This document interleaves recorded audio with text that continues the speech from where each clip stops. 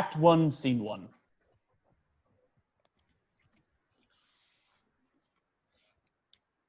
Aeschylus. My lord. Of government, the properties to unfold would seem in me to affect speech and discourse, since I am put to know that your own science exceeds in that the lists of all advice my strength can give you. Then no more remains, but that to your sufficiency, as your worth is able, and let them work. The nature of our people, our city's institutions, and the terms for common justice, you're as pregnant in as art and practice hath enriched any that we remember. There is our commission, from which we would not have you warp. Call hither, I say, bid come before us, Angelo. What figure of us think you he will bear? For you must know we have with special soul elected him our absence to supply, lent him our terror, dressed him with our love, and given his deputation all the organs of our own power. What think you of it? If any in Vienna be of worth to undergo such ample grace and honor, it is Lord Angelo. Look where he comes. Always obedient to your grace's will, I come to know your pleasure.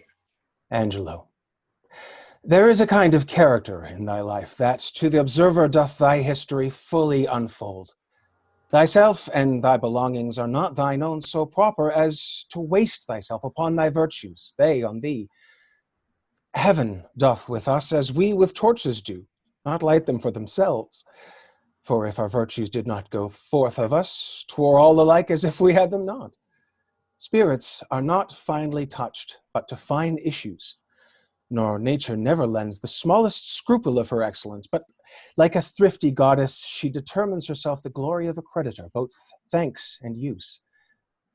But I do bend my speech to one that can my part in him advertise. Hold, therefore, Angelo, in our remove be thou at full ourself. Mortality and mercy in Vienna live in thy tongue and heart. Old Aeschylus, though first in question, is thy secondary. Take the commission. Now, good my lord, let there be some more test made of my mettle before so noble and so great a figure be stamped upon it. No more evasion. We have with 11 and prepared choice proceeded to you. Therefore take your honors. Our haste from hence is of so quick condition that it prefers itself and leaves unquestioned matters of needful value. We shall write to you, as time and our concernings shall importune how it goes with us, and do look to know what doth befall you here. So fare you well. To the hopeful execution do I leave you of your commissions. Yet give me leave, my lord, that we may bring you something on the way. My haste may not admit it, nor need you, on mine honor, have to do with any scruple. Your scope is as mine own, so to enforce or qualify the laws as to your soul seems good. Give me your hand. I'll privily away. I love the people, but do not like to stage me to their eyes. Though it do well, I do not relish well their loud applause and aves vehement, nor do I think the man of safe discretion that does affect it. Once more, fare you well. The heavens give safety to your purposes. Lead forth and bring you back in happiness. I thank you. Fare you well. I shall desire you, sir, to give me leave to have free speech with you, and it concerns me to look into the bottom of my place. A power I have, but of what strength and nature I am not yet instructed. 'Tis so with me. Let us withdraw together, and we may soon our satisfaction have touching that point. I'll wait upon your honor.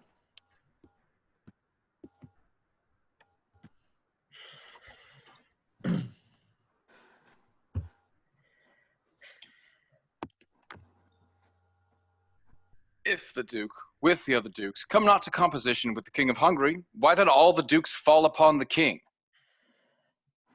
And grant us its peace, but not the King of Hungary's. Amen. Thou concludest like the sanctimonious pirate that went to sea with the 10 commandments, but scraped one out of a table. Thou shalt not steal. Aye, but he raised. Why, 'twas a commandment to command the captain and all the rest from their functions. They put forth to steal. There's not a soldier of us all that in the Thanksgiving before meat do relish the petition well that prays for its peace. I never heard any soldier dislike it. I believe thee, for I think thou never wast where grace was said. No, a dozen times at least. What? In meter? In any proportion or in any language. I think, or in any language. Aye, why not? Grace is grace, despite of all controversy, as, for example, thou thyself art a wicked villain, despite of all grace. Well, there went but a pair of shears between us.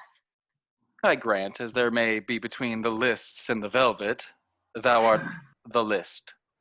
Oh, and thou the velvet, thou art good velvet, thou art a three-piled piece, I warrant thee. I would had as lief be a list of an English Kirsty as be piled, as thou art piled, for a French velvet. Do I speak feelingly now?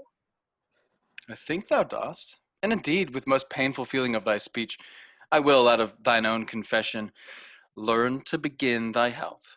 But, whilst I live, forget to drink after thee.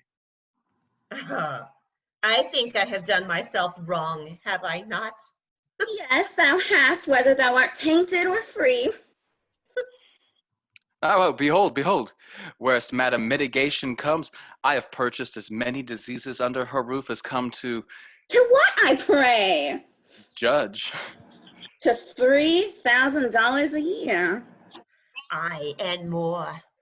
A French crown more. Thou art always figuring diseases in me, but thou art full of error. I am sound. Nay, not, as one would say, healthy, but so sound as things that are hollow. Thy bones are hollow. Impiety has made a feast of thee. To bod, how now? Which of your hips has the most profound sciatica? Well, there's one yonder arrested and carried to prison was worth 5,000 of you all. Who's that, I pray thee? Marry, sir, that's Claudio, Signor Claudio. Claudio to prison? 'Tis not so. Nay, but I noticed so. I saw him arrested, saw him carried away, and which is more, within these 3 days, his head to be chopped off. But after all this feeling, I would not have it so. Art thou sure of this? Oh, I am too sure of it. And he's forgetting Madame Julieta with child. I mean, believe me, this may be. But he promised to meet me 2 hours since, and he was ever so precise with promise-keeping. Besides, it draws something near to the speech we had to such a purpose. But most of us all agreeing with the proclamation. Away, let's go learn the truth of it. Thus, what with war, what with sweat, what with gallows, and what with poverty, I am custom shrunk. How now? What's the news with you?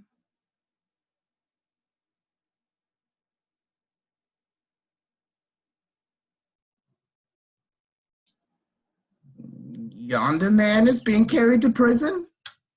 Well, what has he done? A woman Oh, but what is his offense? groping for trouts in a peculiar river. What, is there a maid with a child by him? No, but there's a woman with a maid by him. You have not heard the proclamation, have you? Oh, what proclamation now, man? All houses in the suburbs of Vienna must be looked down. And what shall become of those in the city? They shall not stand for seed. They had grown down too, but the wise burgher put it in for them. But shall our houses of resort in the suburbs be pulled down? To the ground, mistress. Why, here's a change indeed in the Commonwealth. What shall become of me? Finna, you good counselors lack no clients. Though you change your place, you need not change your trade. I'll be your tapster still. Courage, there's pity be taken on you, and that you have worn your eyes almost out into the service. You will be considered. What's to do here? Thomas, stop, sir. Let's withdraw. Here comes Signor Claudio, led by Provost to prison, and there's Madame Juliet. Fellow, why dost thou show me thus to the world? Bear me to prison where I am committed. I do it not in evil disposition, but from Lord Angelo by special charge. Thus can the demigod authority make us pay down for our offense. By weight, the words of heaven, on whom it will, it will. On whom it will not, so, yet still 'tis just.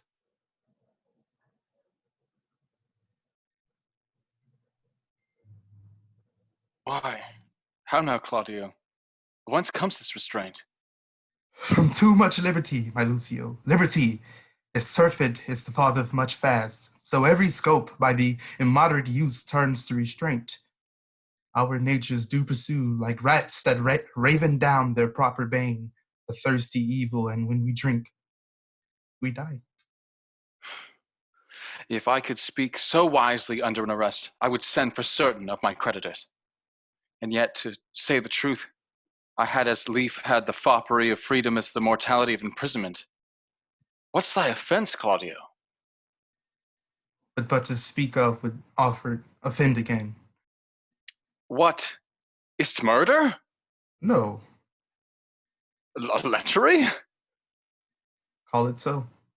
Away, sir, you must go. One word. Good friend. Lucio, a word with you. 100 if they'll do you any good. Is lechery so looked after?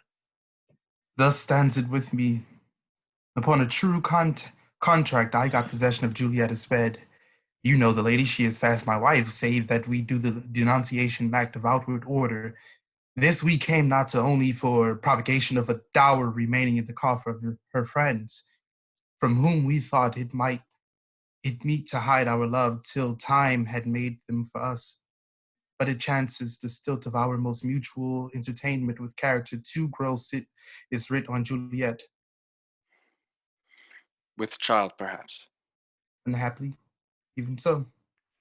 And the new deputy now for the Duke, whether it be the fault and glimpse of newness, or whether that the body public be a horse whereon the governor doth ride, who, newly in the seat, that it may know he can command, lets it straight fill the spur, whether the tyranny be in his place or in his eminence that fills it up.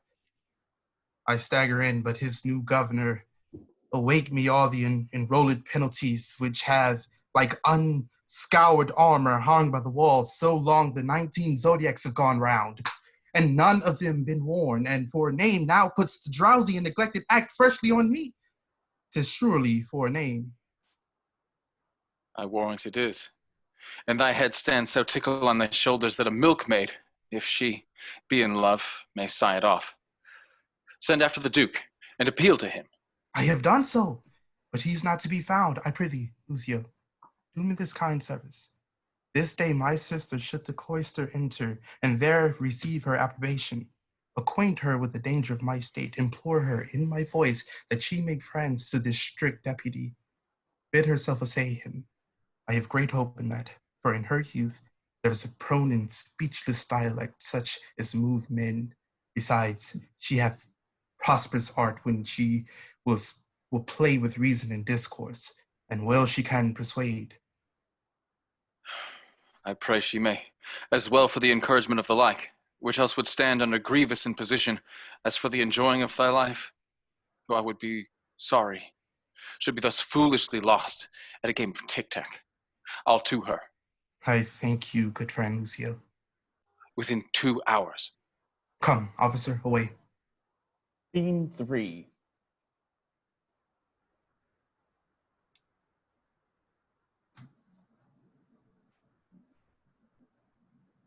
No, holy father, throw away that thought. Believe not that the dribbling dart of love can pierce a complete bosom. Why I desire thee to give me secret harbor hath a purpose more grave and wrinkled than the aims and ends of burning youth. May your grace speak of it? My holy sir, none better knows than you how I have ever loved the life removed, and held in idle price to haunt assemblies where youth and cost witless bravery keeps. I have delivered to Lord Angelo a man of stricture and firm abstinence, my absolute power and place here in Vienna. And he supposes me traveled to Poland, for so I have strewed it in a common ear, and so it is received. Now, pious sir, you will demand of me why I do this. Gladly, my lord. We have strict statutes and most biting laws, the needful bits and curbs to headstrong winds, which for this 14 years we have let slip, even like an o'ergrown lion in a cave that goes not out to prey. Now, as fond fathers, having bound up the threatening twigs of birch only to stick it in their children's sight for terror, not to use, in time the rod more mocked than feared. So our decrees, dead to infliction, to themselves are dead, and liberty plucks justice by the nose. The baby beats the nurse, and quite athwart goes all decorum. It rested in your grace to unloose this tied-up justice when you pleased, and it in you more dreadful would have seemed than in Lord Angelo. I do fear too dreadful. Sith 'twas my fault to give the people scope, 'twould be my tyranny to strike and gall them for what I bid them do. For we bid this be done when evil deeds have their permissive pass and not the punishment.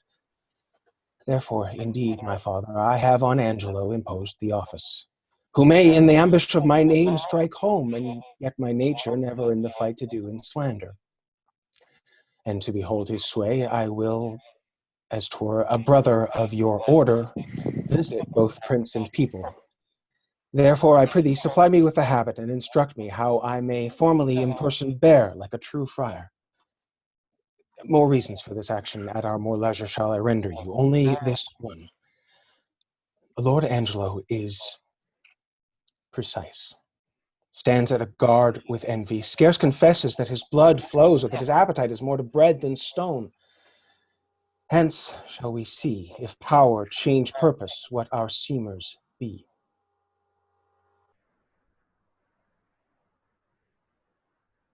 Scene 4. And are you nuns afforded no further privileges? Are these not large enough? Yes, truly. I speak not as desiring more, but rather wishing a more strict restraint upon the sisterhood, the votaress of St. Clair. Ho! Peace be in this place. Who's that which calls? It's a man's voice, gentle Isabella. Turn you the key and know his business of him. You may, I may not. You are yet unsworn. When you have vowed, you must not speak with men, but in the presence of the prioress. Thus, if you speak, you must not show your face, or if you show your face, you must not speak.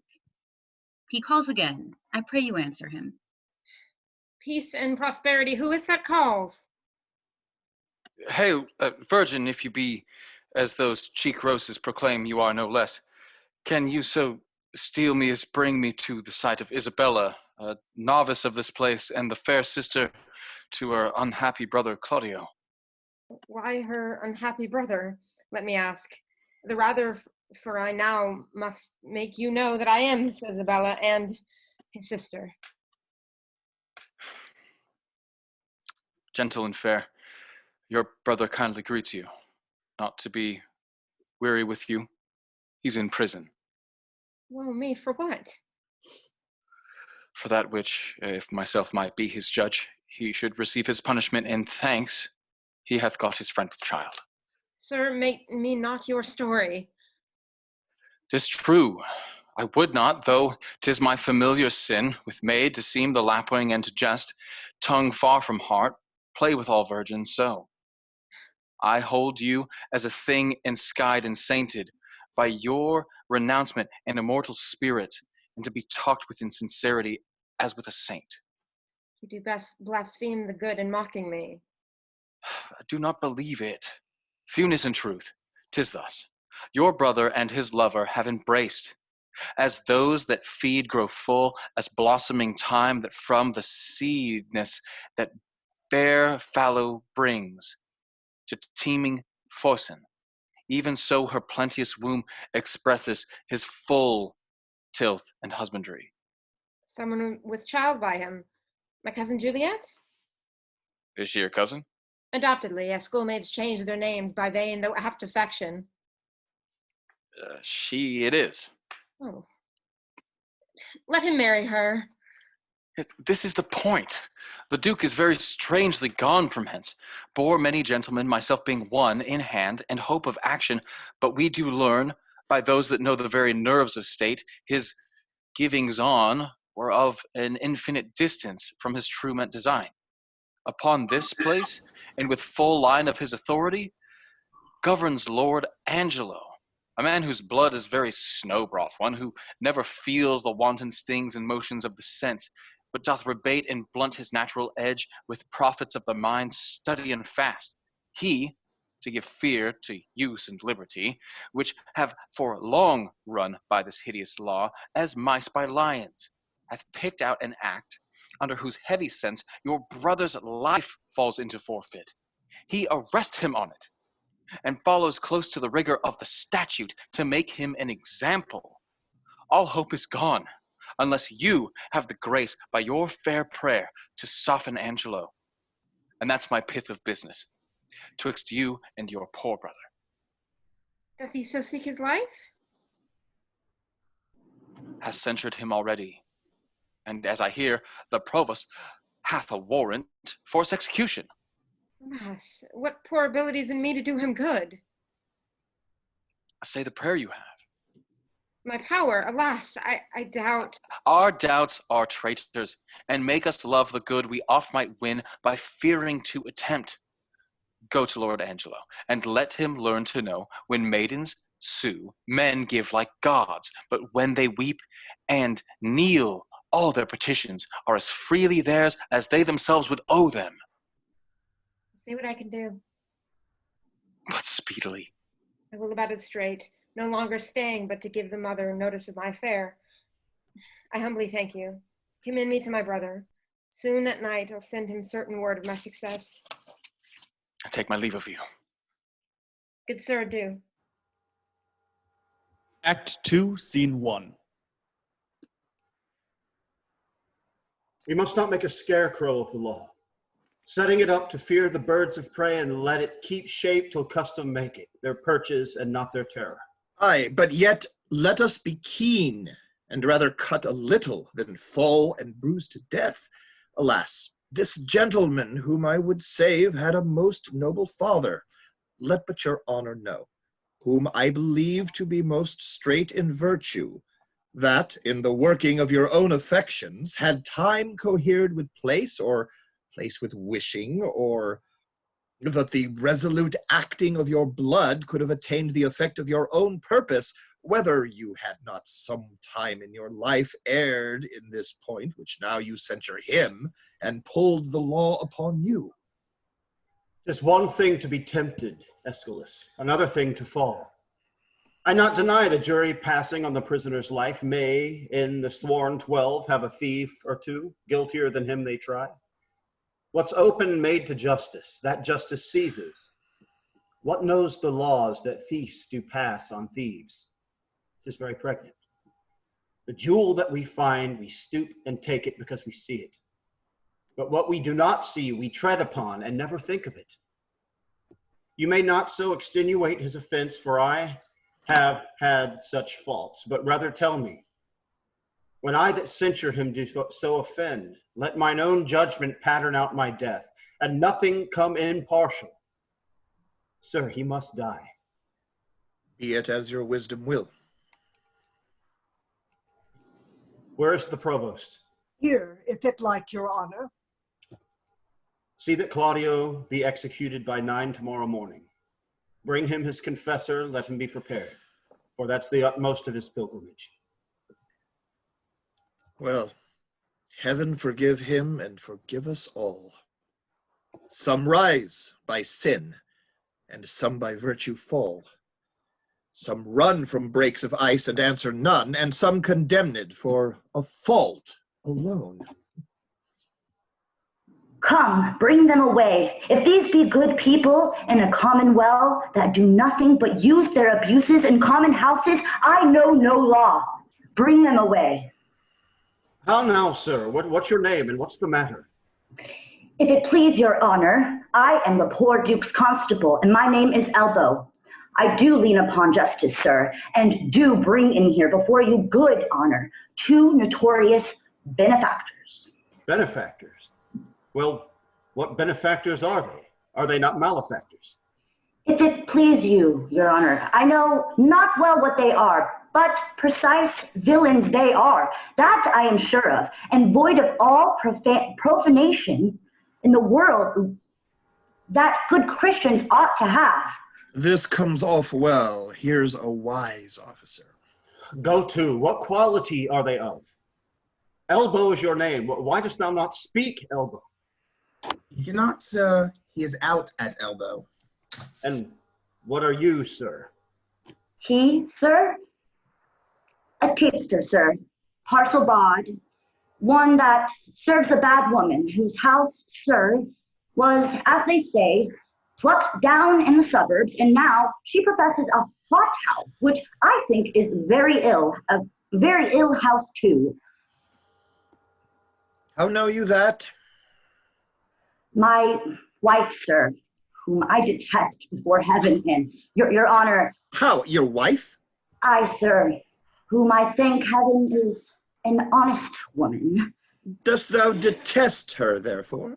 I say, sir, I will detest myself also, as well as she, that this house, if it be not a bawd's house, it is pity of her life, for it is a naughty house. How dost thou know this, constable? Marry, sir, by my wife, who, if she had been woman cardinally given, might have been accused in fornication, adultery, and all uncleanliness there. By the woman's means? Aye, sir, by Mistress Overdone's means. But as she spit in his face, so she defied him. Sir, if it pleases your honor, this is not so. Prove it before these varlets here, thou honorable man, prove it. Do you hear how he misplaces? Sir, she came in great with child and longing, saving your honor's reverence for stewed prunes. So we had but 2 in the house, which at the very distant time stood, as it were, in a dish of some 3 pence. Your honors have seen such dishes, and they're not china dishes, but they're very good dishes. Go to, no matter for the dish, sir. No, indeed, sir, not of pin, but you are therein the right. But to the point, as I say, this Mistress Elbow being, as I say, with child, and being great-bellied and longing, as I say, for prunes, and having but 2 of the dish, as I said, Master Froth, this very man, having eaten the rest, as I said, and as I say, praying for them very honestly, for as you know, Master Froth, I could not give you 3 pence again. Oh, no, indeed. Very well. You being then, if you remembered, being cracking the stones of the foresaid prunes. Aye, so I did indeed. Why, very well. I telling you then, if you be remembered, that such a one and such a one were past cure of the thing you want of, unless they kept a very good diet, as I told you. All this is true. Why, very well then. You are a tedious fool. To the purpose. What was done to Elbow's wife that he hath cause to complain of? Come me to what was done to her. Sir, your honor cannot come to that yet. No, sir, nor I mean it not. Sir, but you shall come to it, by your honor's leave, and I beseech you, look into Master Froth here, sir, a man of 400 pounds a year, whose father died at Hollow Mass. Not at Hollow Mass, Master Froth? All Hallow Eve. Why, very well. I hope here be truth. He, sir, sitting, as I say, in a lower chair, sir. 'Twas a bunch of grapes where indeed you have a delight to sit, have you not? I have so, because it's an open room and good for winter. Why, very well then. I hope here be truths. Oh, this will last out a night in Russia when nights are longest there. I'll take my leave and leave you to the hearing of this cause, hoping you'll find good cause to whip them all. Oh, I think no less. Good morrow to your worship. Now, sir, come on. What was done to Elbow's wife once more? Once, sir. There was nothing done to her once. I beseech you, sir, ask him what this man did to my wife. I beseech your honor. Ask me. Well, sir, what did this gentleman to her? I beseech you, sir. Look in this gentleman's face. Good Master Froth. Look upon his honor. 'Tis for a good purpose. Doth your honor mark his face? Aye, sir, very well. Nay, I beseech you, mark it well. Well, I do so. Doth your honor see any harm in his face? Why, no. Albeit supposed upon a book, his face is the worst thing about him. Good. Then if his face be the worst thing about him, good Master Froth do the constable's wife any harm? I would know that, if your honor. He's in the right, constable. What say you to it? First, and I like you, the house is a respected house. Next, this is a respected fellow, and his mistress, a respected woman. But by this hand, sir, his wife is a more respected person than any of us. Varlet, thou liest, wicked thou! The time is yet to come that she was ever respected with man, woman, or child. Sir, she was respected with him before he married with her. Which is the wisest here, justice or iniquity? Is this true? Oh, that, oh, thou wicked Hannibal! I respected with her before I was married to her. If I ever was respected with her, or she with me, let not your worship think me the poor duke's officer. Prove this, thou wicked Hannibal, or I'll have mine. Prove this, thou wicked Hannibal, or I'll have mine, a battery on thee. If he took you a box of the ear, you might have your auction of slander, too. Mary, I thank your good worship for it. What isn't your worship's pleasure I shall do with this wicked Titus. Truly, officer, because he hath some offences in him that thou wouldst discover if thou couldst, let him continue in his courses till thou knowest what they are. Mary, I thank your worship for it. Thou seest, thou wickedest varlet, now what's come upon thee? Thou art to continue now, thou art varlet, thou art to continue. Where were you born, friend? Here in Vienna, sir. Are you of 80 pounds a year? Yes, and it please you, sir. So, what trade are you of, sir? Tapster, a poor widow's tapster. Your mistress' name? Tapster. Mistress Overdone. Hath she had any more than one husband? 9, sir. Overdone by the last. 9? Come hither to me, Master Froth. Mr. Froth. I would not have you acquainted with tapsters. They will draw you, Master Froth, and you will hang them. Get you gone, and let me hear no more of you. I thank your worship. For mine own part, I never come into any room in a tap house, but I am drawn in. Well, no more of it, Master Froth. Farewell. Come you hither to me, Master Tapster. Well, what's your name, Master Tapster? Pompey. What else? Sir. Troth. And your bum is the greatest thing about you. So that in the beastliest sense, you are Pompey the Great. Pompey, you are partly a bawd. Pompey, howsoever you call it in being a tapster, are you not? Come, tell me true, it shall be the better for you. Truly, sir, I am a poor fellow that would live. Well, how would you live, Pompey? By being a bawd? What think you of the trade, Pompey? Is it a lawful trade? If the law would allow it, sir. But the law will not allow it, Pompey, nor it shall not be allowed in Vienna. Does your worship mean to geld and splay all the youth in the city? No, Pompey. Truly, sir, in my poor opinion, they'll do it then.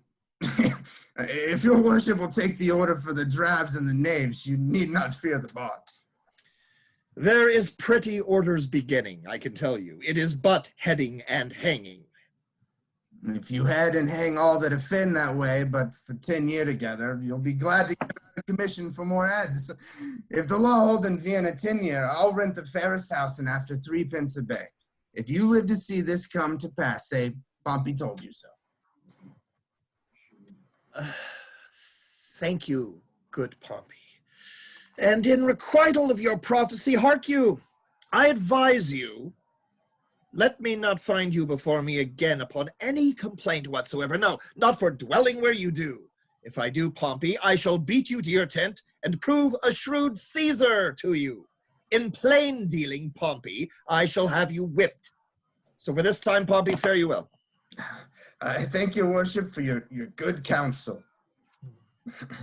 But I shall follow it as the flesh and fortune shall better determine.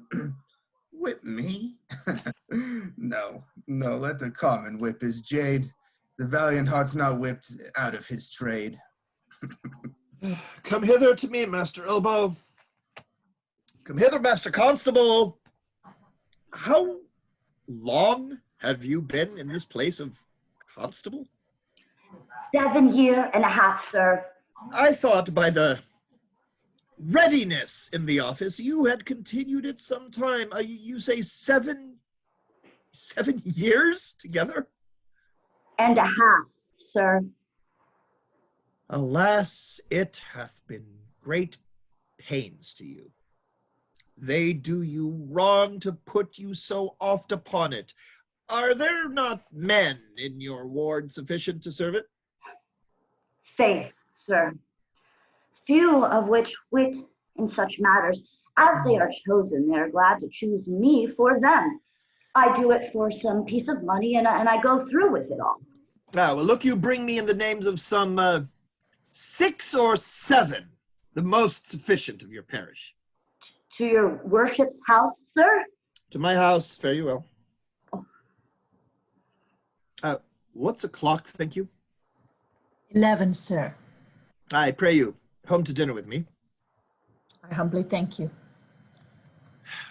It grieves me for the death of Claudio, but there's no remedy. Lord Angelo is severe. It is but needful. Mercy is not itself that oft looks so. Pardon is still the nurse of second woe. But yet, poor Claudio. Well, there is no remedy. Come, sir. Scene 2. He's hearing of a cause. He will come straight. I'll tell him of you. Pray you do. I'll know his pleasure. Maybe he will relent. Alas, he hath offended as in a dream. All sects, all ages smack of this vice, and he to die for it? Now what's the matter, Provost? Is it your will Claudio shall die tomorrow? Did not I tell thee yea? Hadst thou not ordered? Why dost thou ask again? Lest I might be too rash. Under your good correction, I have seen when, after execution, judgment hath repented o'er his doom. Go to, let that be mine. Do you your office or give up your place, and you shall be well spared. I crave your honor's pardon. But shall be done, sir, with the groaning Juliet. She's very near her hour. Dispose of her to some more fitter place than that, and that with speed.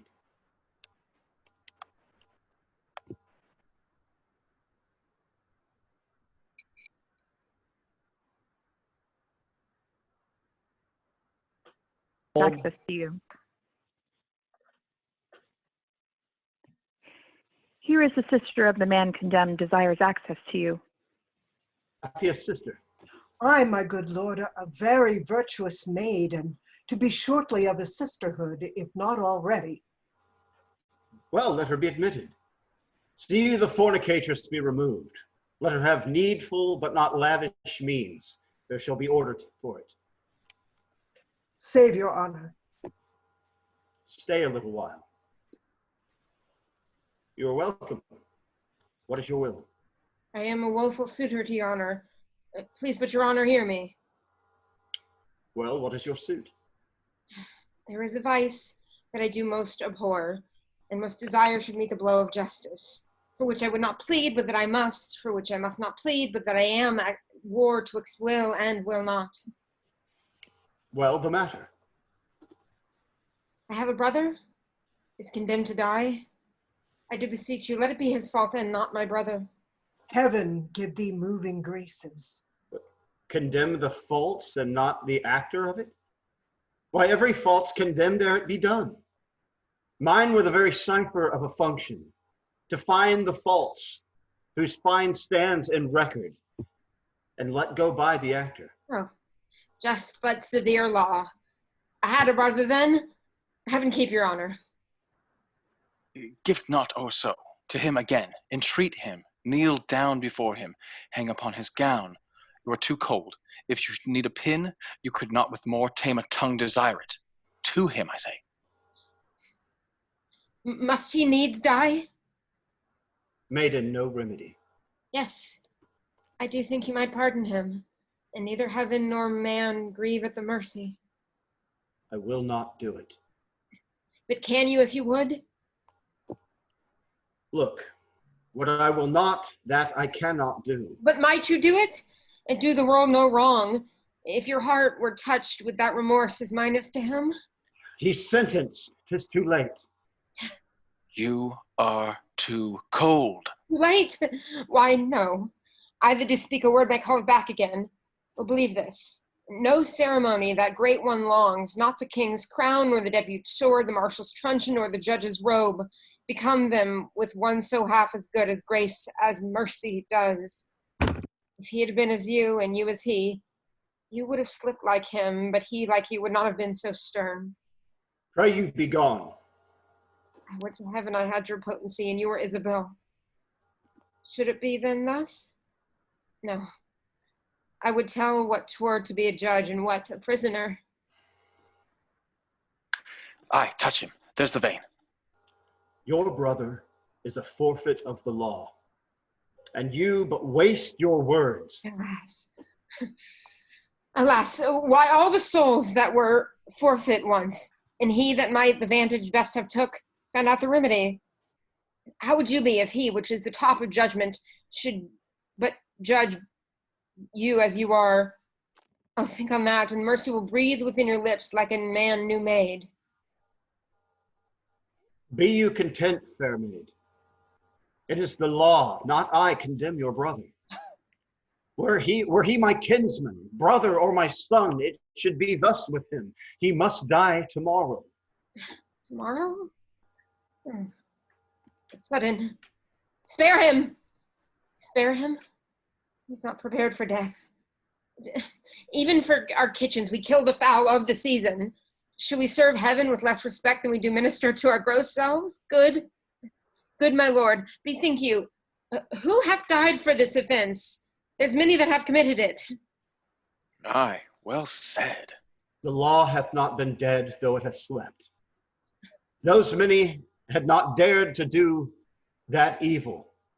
If the first that did it did addict infringe, had answered for his deed, now 'tis awake, takes note of what it has done, and like a prophet looks a glass that shows what future evil, either now or by remissness, new conceived, and so in progress to be hatched and born, are now to have no successive degrees, but ere they live to end. Yet show some pity.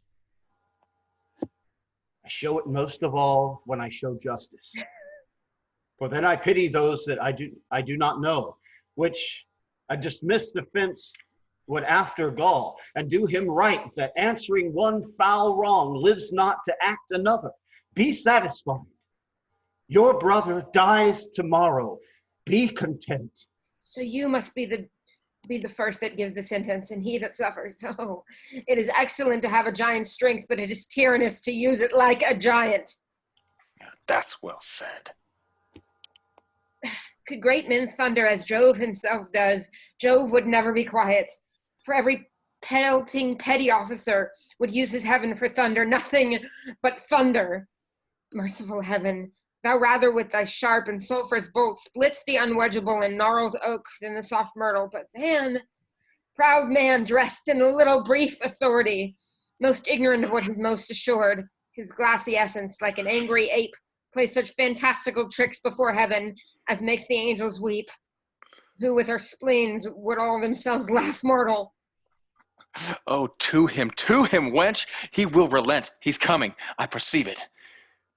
Pray heaven she win with him. We cannot weigh our brother with ourself. Great men may jest with saints, 'tis wit in them, but in the less foul profanation. Thou'rt in the right, girl. More of that. That in the captain's but a caloric word, which in the soldier's flat blasphemy. Art advised of that. More on it. Why do you put these sayings upon me? Because authority, though it err like others, hath yet a kind of medicine in itself that skins the vice of the top. Go to your bosom, knock there, and ask your heart what it doth know that's like my brother's fault. If it confess a natural guiltiness such as his is, let it not sound a thought upon your tongue against my brother's life. She speaks into such sense that my sense breeds with it. Fare you well. Gentle my lord, turn back. I will bethink me, come again. Hark, how I'll bribe you. Good my lord, turn back. How? Bribe me?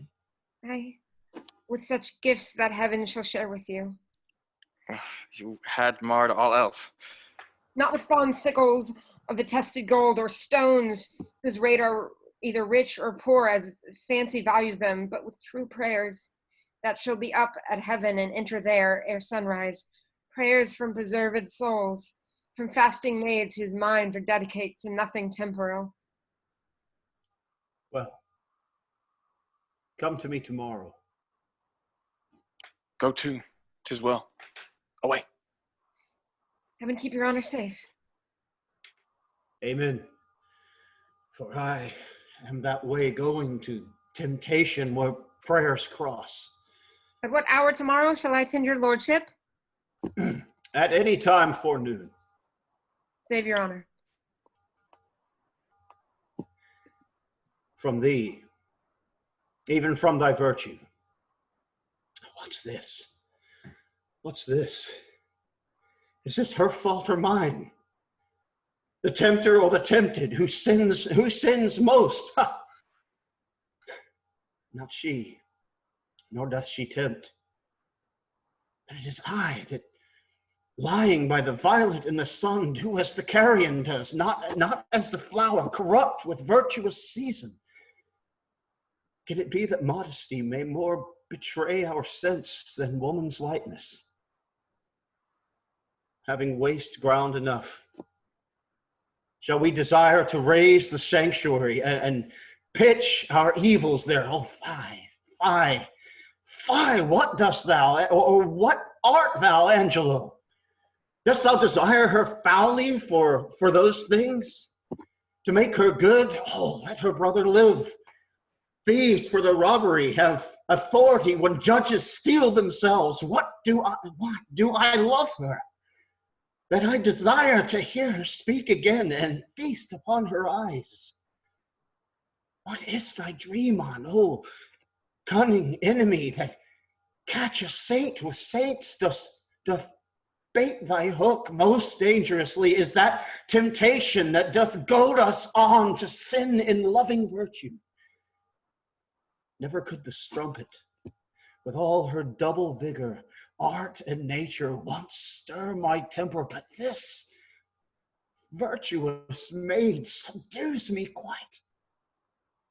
Ever till now, when men were fond, I smiled and wondered how. Scene 3. Hail to you, Provost. So I think you are?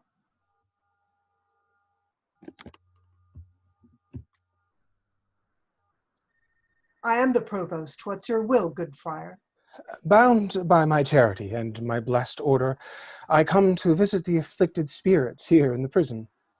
Do me the common right to let me see them and to make me know the nature of their crimes, that I may minister to them accordingly. I would do more than that if more were needful. Look, here comes one, a gentlewoman of mine who, falling in the flaws of her own youth, hath blistered her report. She's with child, and he that got it sentenced, a young man more fit to do another such offense than die for this. When must he die? As I do think tomorrow. I provided for you. Stay a while and you shall be conducted. Repent you, fair one, of the sin you carry. I do, and bear the shame most patiently. I'll teach you how you shall arraign your conscience, and try your penitence if it be sound or hollowly put on. I'll gladly learn. Love you the men that wronged you. Yes, as I love the woman that wronged him. So then it seems your most offenseful act was mutually committed?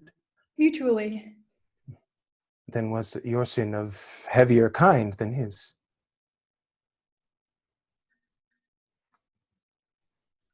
I do confess it and repent it, Father.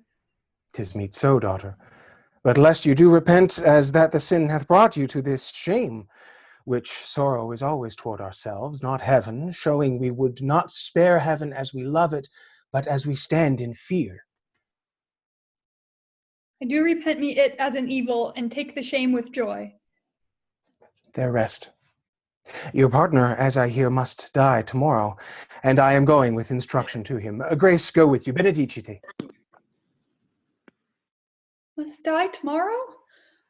Oh, injurious love that respites me, a life whose very comfort is still a dying honor, is still a dying horror.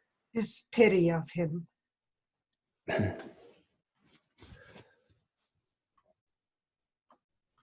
Scene 4.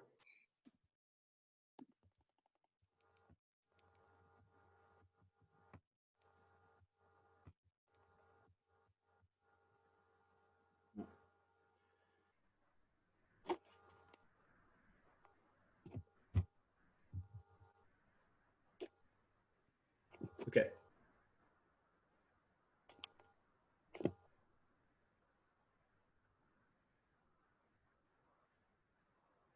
When I would pray and think, I think and pray to several subjects. Heaven hath my empty words, whilst my invention, hearing not my tongue, anchors on Isabel. God in my mouth, as if I did but only chew his name, and in my heart, the strong and swelling evil of my conception, the state wherein I studied is like a good thing being often read, grown sere and tedious, yea, my gravity, wherein let no man hear me. I take pride. Could I with boot change for an idle plume, which the air beats for vain, O place, O form, how often dost thou with thy case, thy habit, wrench off from fools and untie the wiser souls to thy false seeming. Blood thou art, blood, let's write. Good angel, on the devil's horn, 'tis not the devil's crest. How now? Who is there? One Isabel, a sister, desires access to you. Teach her the way. O heavens, why does my blood thus muster to my heart, making both it unable for itself and disposing and dispossessing all my other parts of necessary fitness? So play the foolish throngs with one that swoons. Come all to help him, and so stop the air by which he should revive, and even so the general subject to the well-wished king. Quit their own part, and in obsequious fondness crowd to his presence, where their untaught love must needs appear offense. How thou, fair maid? I'm come to know your pleasure. That you might know it would much better please me than to demand what 'tis. Your brother cannot live. Even so. Heaven keep your honor. Yet may he live a while. And it may be as long as you or I, yet he must die. Under your sentence. Yea. When, I beseech you, that in his reprieve, longer or shorter, he may be so fitted that his soul sicken not. Ha! Fie, these filthy vices! It were as good to pardon him that hath from nature stolen a man already made, as to remit their saucy sweetness that do coin God's image in stamps that are forbid. 'Tis all an easy, falsely to take away a life true made, as to put mental in restrained means to make a false one. Set down so in heaven, but not in earth. Say you so? Then I shall pose you quickly. Which had you rather, that the most just law now took your brother's life, or to redeem him, give up your body to such sweet uncleanness as she that hath stained? Sir, believe this, I'd rather give my body than my soul. I talk not of your soul. Our compelled sins stand more for number than for account. How say you? Nay, I'll not warrant that, for I can speak against the thing I say. Answer to this. I, now the voice of the recorded law, pronounce a sentence on your brother's life. May there not be a charity in sin to save this brother's life? Please, you do it. I take it as a peril to my soul. It is no sin at all, but charity. Please, you do it at peril of your soul, were equal poise of sin and charity. That I do beg his life? If it be sin, heaven let me bear it. You granting of my suit, if that be sin, I'll make it my morn prayer to have it added to the fault of mine, and nothing of your answer. Yea, but hear me. Your sense pursues not mine. Either you are ignorant or seem so, crafty, and that's not good. Let me be ignorant, and in nothing good, but graciously to know I am no better. Thus wisdom wishes to appear most bright, when it doth tax itself, as these black masks proclaim and shield beauty 10 times louder than beauty could displayed. But mark me, to be received plain, I'll speak more gross. Your brother is to die. So. And his offense is so as it appears accountant to the law upon that pain. True. Admit no other way to save his life, as I subscribe not that, nor any other, but in the loss of question that you, his sister, finding yourself desired of such a person, whose credit with the judge or own great place could fetch your brother from the manacles, and the all-binding law that there were no earthly mean to save him, but that either you must lay down the treasures of your body to this supposed, or else to let him suffer. That would you do? As much for my poor brother as for myself. That is, were I under the terms of death, the impression of keen whips I'll wear as rubies, and strip myself to death as a bed, than longing I have been sick for, ere I'd yield my body up to shame. Then must your brother die? 'Twere the cheaper way. Better it were a brother died at once, than a sister by redeeming him should die forever. Were not you then as cruel as the sentence that you have slandered so? Ignominy and ransom and free pardon are of two houses. Lawful mercy is nothing kin to foul redemption.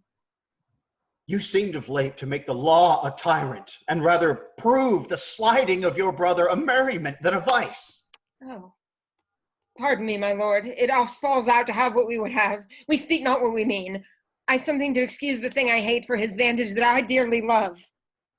We are all frail. Else let my brother die. If not a fettery, but only he, oh, and succeed thy weakness.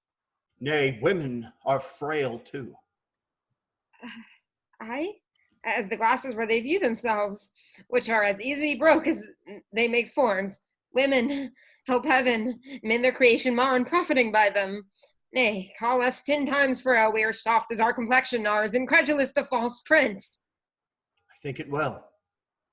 And from this testimony of your own sex, since I suppose we are made to be no stronger than faults may shake our frames, let me be bold. I do arrest your words. Be that you are, that is, a woman. If you be more, you're none. If you be one, as you are well expressed by all external warrants, show it now by putting on the destined livery. I have no tongue but one. Gentle my lord, let me entreat you to speak the formal language. Plainly conceive that I love you. My brother did love Juliet, and you tell me he must die for it. He shall not, Isabel, if you give me love. I know your virtue hath a license in it, which seems a little fouler than it is to pluck on others. Believe me on mine honor, my words express my purpose. Little honor to be much believed, and most pernicious purpose. Seeming. I will proclaim thee, Angelo, look for it. Sign me a present pardon for my brother, or with an outstretched throat, I will tell the world aloud what man thou art. Who will believe thee, Isabel? My unsoiled name, the austerness of my life, my vouch against you, and my place in the state will so your accusation overweigh that you shall stifle in your own report and smell of calumny. I have begun, and now I will give my sensual race the rein. Fit thy consent to my sharp appetite, lay by all nicety and prolixious blushes, and banish what thy sue for, redeem thy brother, by yielding up thy body to thy will, to my will. Or else he must not only die this death, but thy unkindness shall his death draw out to lingering sufferance. Answer me tomorrow, or by the affection that now guides me most, I'll prove a tyrant to him. As for you, say what you can, my false overweighs your true.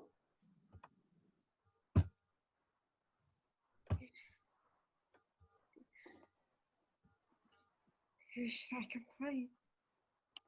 Did I tell this, it would believe me. Oh, perilous mouths that bear in them one and the self-same tongue, either of condemnation or a proof, bidding the law make curtsy to their will, hooking both wrong and right to the appetite to follow as it draws.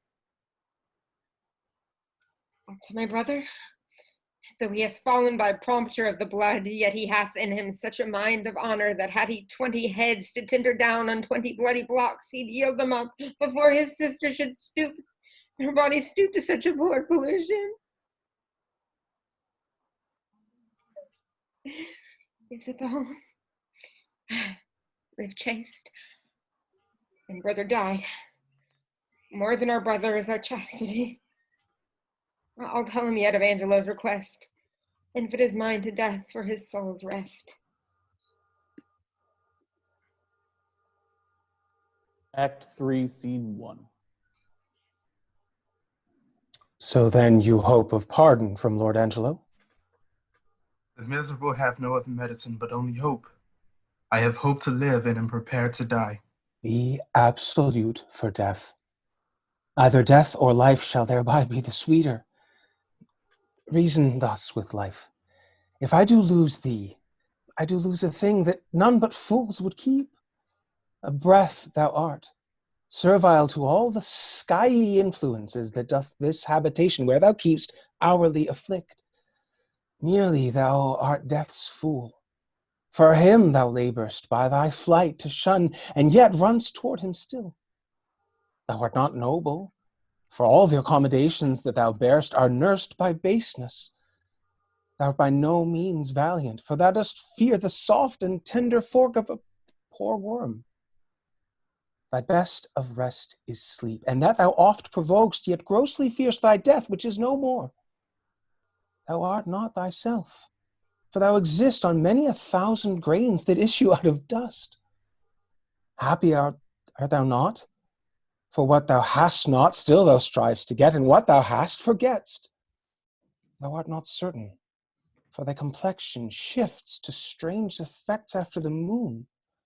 If thou art rich, thou art poor, for like an ass whose back with ingots bows, thou bear'st thy heavy riches but a journey, and death unloads thee. Friend hast thou none, for thine own bowels, which do call thee sire, the mere effusion of thy proper loins, do curse the gout serpigo in the room for ending thee no sooner. Thou hast nor youth nor age, but as it were an after-dinner sleep, dreaming on both. For all thy blessed youth becomes as aged, and doth beg the alms of palsied eld. And when thou art old and rich, thou hast neither heat, affection, limb, nor beauty to make thy riches pleasant. What's yet in this that bears the name of life? Yet in this life lie hid more 1,000 deaths. Yet death we fear, that makes these odds all even. I humbly thank you. To sue to live, I find I seek to die, and seeking death, find life. Let it come on. What ho, peace here, grace and good company. Oh, who's there? Oh, come in. The wish deserves a welcome. Dear sir, ere long I'll visit you again. Most holy sir, I thank you. My business is a word or two with Claudio. And very welcome. Look, Signor, here's your sister. Provost, a word with you. As many as you please. Bring me to hear them speak, where I may be concealed. Now, sister, what's the comfort? Why, as all comforts are, most good indeed. Lord Angelo, having affairs to heaven, intends you for his swift ambassador, where you shall be an everlasting leaguer. Therefore, your best appointment make with speed. Tomorrow you set on. Is there no remedy? None but such remedy as to save a head, to cleave a heart in twain. But is there any? Yes, brother, you may live. There's a devilish mercy in the judge. If you'll implore it, that will free your life, but fetter you to death. Perpetual durance. Aye, just perpetual durance. Restraint, though all the world's vastity you had to a determined scope. But in what nature? In such a one as you consenting to it would bark your honor from that trunk you bear and leave you naked. Let me know the point. I do fear thee, Claudio, and I quake lest thou of fervorous life shouldst entertain, and 6 or 7 winters more respect than a perpetual honor. Darest thou die? The sense of death is most in apprehension, and the poor beetle that we tread upon in corporal sufferance finds a pang as great as the giant does. Why give you me this shame? Think you I can a resolution fetch from flowery tenderness? If I must die, I will encounter darkness as a bride and hug it in mine arms. There spake my brother. There my father's grave did utter forth a voice. Yes, thou must die. Thou art too noble to conserve a life in base appliances. This outward saint and deputy, whose settled visage and deliberate word nips youth in the head and follies doth anew, as falcon, and if the fowl is yet a devil.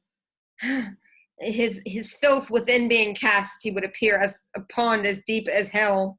The Prince Angelo? Oh, 'tis the very cunning livery of hell, the damnedest body to invest and cover, and frenzy guards. Dost thou think, Claudio, if I would yield him my virginity, that thou would be freed?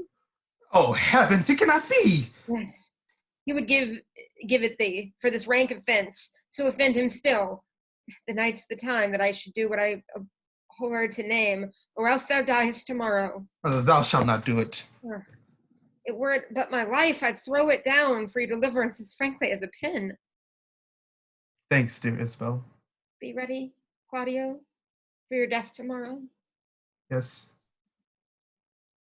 Has he affections in him that thus can make him bite the law by the nose when he would force it? Sure, it is no sin, or of the deadly seven, it is the least. Which is the least?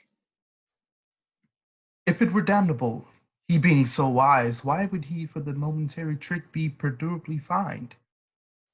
Oh, Isabel, What says my brother? death is a fearful thing. And a shamed life a hateful.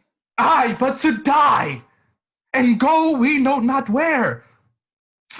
To lie in cold obstruction and to rot, this sensible warm motion to become a kneaded clod, and the delighted spirit to bathe in fiery floods, or to reside in thrilling region of thick-ribbed ice, to be imprisoned in the viewless winds and blown with restless violence round about the pendant world, or to be worse and worse of those that lawless and uncertain thought imagine howling. 'Tis too horrible. The weirdest and most loathed worldly life that age, ache, penury, and imprisonment can lay on nature's a paradise to what we fear of death. Alas. Alas! Sweet sister, let me live. What sin you do save a brother's life? Nature dispenses with the deed so far that it becomes a virtue. Beast! Oh, God, faithless coward, dishonest wretch, wilt thou be made a man out of my vice? Is not a kind of incest to take a life from thine own sister's shame? What should I think? Heaven shield my mother played my father fair, for such a warped slip of wilderness ne'er issued from his blood. Take my defiance. Die, perish. But my bending down reprieve thee from thy fate, it should proceed. I'll pray 1,000 prayers for thy death, no word to save thee. Nay, hear me, Isabel. Fie! Thy sin's not accidental, but a trade. Mercy to thee would prove itself a bawd. 'Tis best that thou diest quickly. Oh, hear me, Isabella.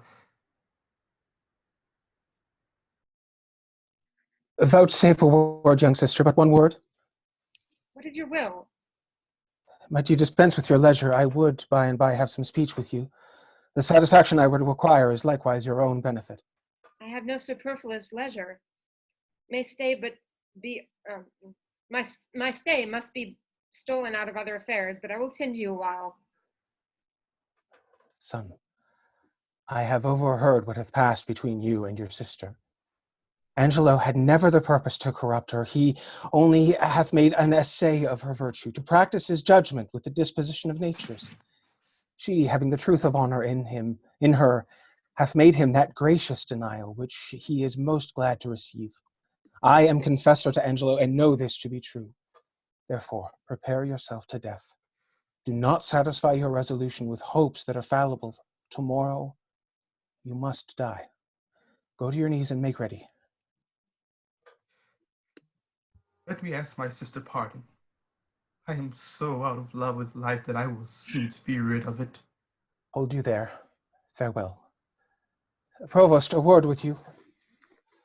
What's your will, Father? That now you are come, you will be gone. Leave me a while with the maid. My mind promises, with my habit, no loss shall touch her by my company. In good time. The hand that hath made you fair hath made you good. The goodness that is cheap in beauty makes beauty brief in goodness, but grace, being the soul of your complexion, shall keep the body of it ever fair. The assault that Angelo hath made to you, fortune hath conveyed to my understanding, and but that frailty hath examples for his failing, I should wonder at Angelo. How will you do to content this substitute, and to save your brother?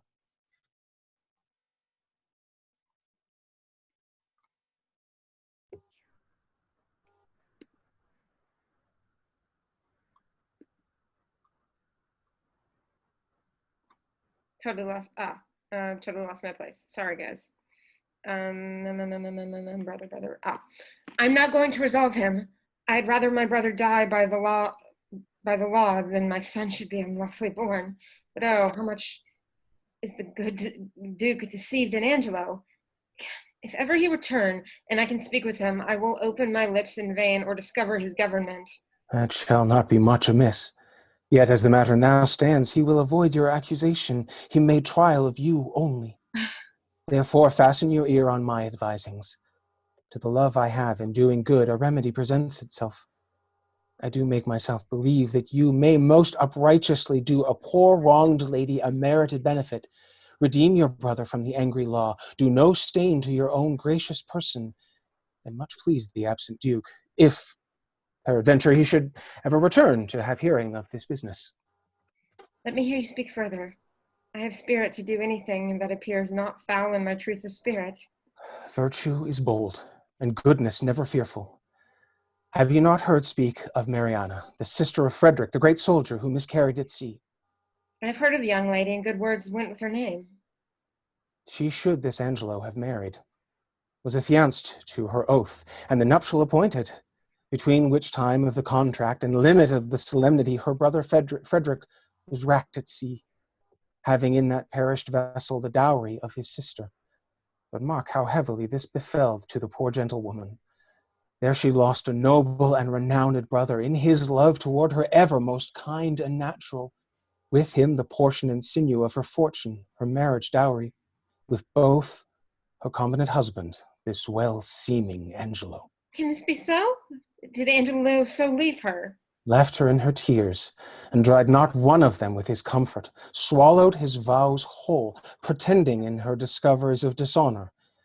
In few, bestowed her on her own lamentation, which yet she wears for his sake, and he, a marble to her tears, is washed with them, but relents not. What a merit were it in death to take this poor maid from the world. What corruption in this life that it will let this man live? but how out of this can she avail? It is a rupture that you may easily heal, and the cure of it not only saves your brother, but keeps you from dishonor in doing it. Show me how, good father. The forenamed maid hath yet in her the continuance of her first affection. His unjust unkindness, that in all reason should have quenched her love, hath, like an impediment in the current, made it more violent and unruly. Go you to Angelo, answer his requiring with a plausible obedience, agree with his demands to the point, only refer yourself to this advantage. First, that your stay with him may not be long, that the time may have all shadow and silence in it, and the place answer to convenience. This being granted in course, and now follows all, we shall advise this wronged maid to stead up your appointment. Go in your place. If the encounter acknowledge itself hereafter, it may compel him to her recompense. And here, by this, is your brother saved, your honor untainted, the poor Mariana advantaged, and the corrupt deputy scaled. The maid will I frame and make fit for this attempt. If you think well to carry this, as you may, the doubleness of the benefit defends the deceit from reproof. What think you of it? The image of it gives me content already, and I trust it will not grow. It will grow to the most prosperous perfection. It lies much in your holding up. Haste you speedily to Angelo. If for this night he entreat you to his bed, give him promise of satisfaction. I will presently to St. Luke's. There at the moated grange resides this dejected Mariana. At that place call upon me, and dispatch with Angelo that it may be quickly. I thank you for this comfort. Fare you well, Father. Scene 2. Nay, if there be no remedy for it, but that you will needs buy and sell men and women like beasts, we shall have all the world drink brown and white bastard.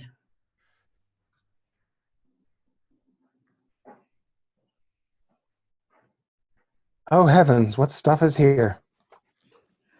'Twas never merry world since, of two usuries, the merriest was put down, and the worser allowed, by order of law, a furred gown to keep him warm, and furred with fox and lambskins to signify that craft, being richer than innocency, stands for the basic. Did I just say somebody else's line? No, I did. Yes. Sorry. My bad. Sorry, just keep going.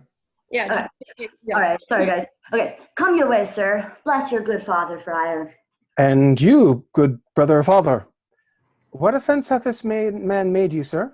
Marry, sir, he hath offended the law, and, sir, we take him to be a thief, too, sir, for we have found upon him, sir, a strange picklock, which we have sent to the deputy. Fie, sirrah, a bawd, a wicked bawd. The evil that thou causest to be done, that is thy means to live. Do thou but think what 'tis to cram a maw or clothe a back from such a filthy vice. Say to thyself, from their abominable and beastly touches, I drink, I eat, array myself, and live. Canst thou believe thy living is a life so stinkingly depending? Go mend, go mend. Indeed, it does stink to some sort, but yet, sir, I would prove. Nay, if the devil had given thee proofs for sin, thou wilt prove his. Take him to prison, officer. Correction and instruction must both work ere this rude beast will profit. He must before the deputy, sir. He has given him warning. The deputy cannot abide a whoremaster. If he be a whoremonger and comes before him, he were as good go mile on his errand. That we were all, as some would seem to be, from our faults, as false from seeming, free. His neck will come to your waist. Accord, sir. I spy comfort. I cry bail. He is a gentleman, a friend of mine. How, noble Pompey? What, at the wheels of Caesar? Art thou led in triumph? What, is there none of Pygmalion's images, newly made women, to be had now for putting the hand in the pocket and extracting it clutched? What reply, huh? What sayst thou to this tune, matter and method? Is not drowned in the last rain, huh? What sayst thou, Trot? Is the world as it was, man? Which is the way? Is it sad in few words? Or how? The trick of it? Still thus and thus, still worse. How doth my dear morsel, thy mistress, procures she still? Trot, sir, she hath eaten up all her beef, and she is herself in the tub. Aye, 'tis good. It is a night of it. It must be so.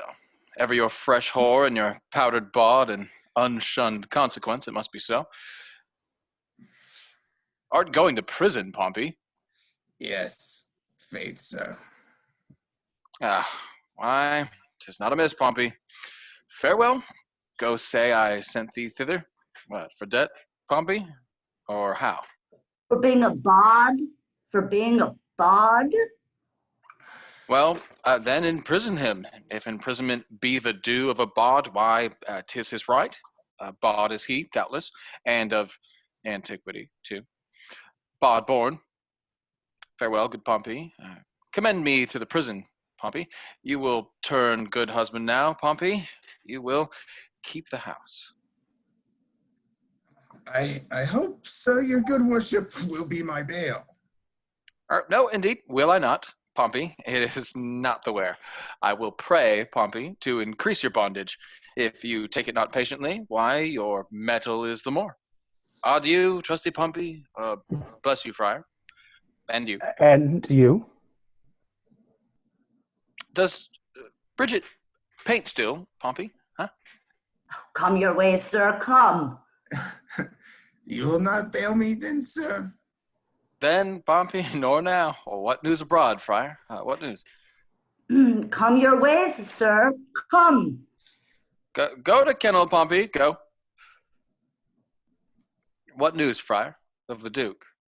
I know none. Can you tell me of any? Some say he is with the Emperor of Russia, others some he is in Rome. But where is he, think you? I know not where, but wheresoever I wish him well. It was a mad, fantastical trick of him to steal from the state and usurp the beggary he was never born to. Lord Angelo dukes it well in his absence. He puts transgression to it. He does well in't. A little more lenity to the lechery would do no harm in him. Something too crabbed that way, Friar. It is too general a vice, and severity must cure it. Yes, in good sooth. Vices of a great kindred, it is well allied, that it is impossible to extirpate quite. Friar, till eating and drinking he put down. They say this Angelo was not made by man and woman after this downright way of creation. Is it true, think you? How should he be made, then? Some report a sea maid spawned him, some that he was begot between two stockfishes. But it is certain that when he makes water, his urine is congealed ice. That I know to be true. And he is a motion generative. That is infallible. You are pleasant, sir, and speak apace. Why, what a ruthless thing is this in him for the rebellion of a codpiece to take away the life of a man? Would the Duke that is absent have done this? Ere he would have hanged a man for the getting 100 bastards, he would have paid for the nursing 1,000.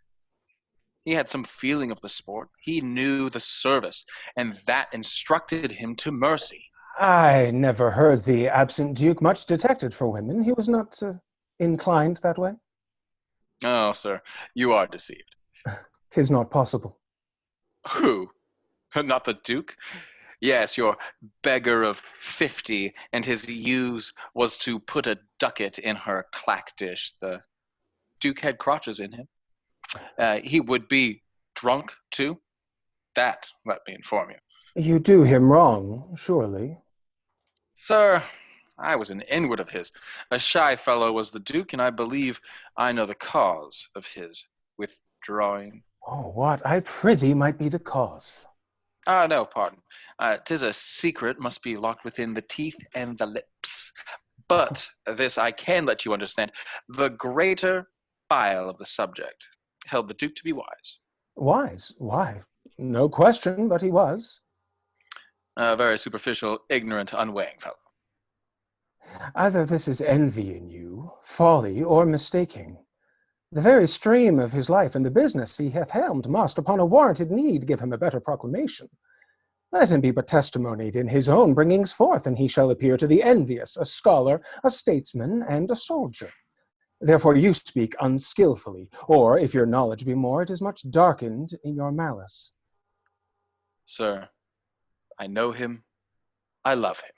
Love talks with better knowledge, and knowledge with dearer love. Oh, come, sir. I know what I know. I can hardly believe that, since you know not what you speak. But if ever the Duke return, as our prayers are he may, let me desire you to make your answer before him. If it be honest you have spoke, you have courage to maintain it. I am bound to call upon you, and I pray you, your name. Sir, my name is Lucio, well known to the Duke. He shall know you better, sir, if I may live to report you. Oof, I fear you not. Oh, you hope the Duke will return no more? Or you imagine me too unhurtful and opposite? But indeed, I can do you little harm. You'll forswear this again. I'll be hanged first. Thou art deceived in me, friar, but no more of this. Canst thou tell if Claudio die tomorrow now? Why should he die, sir? For why? For filling a bottle with a tundish. I would the Duke we talk of were returned again. This ungenitored agent will people the province with continency. Sparrows must not build in this house eaves because they are lecherous. The Duke yet would have dark deeds darkly answered. He would never bring them to light, would he were returned. Mary, this Claudio is condemned for untrusting. Farewell, good friar. I prithee, pray for me. The Duke, I say to thee again, would eat mutton on Fridays.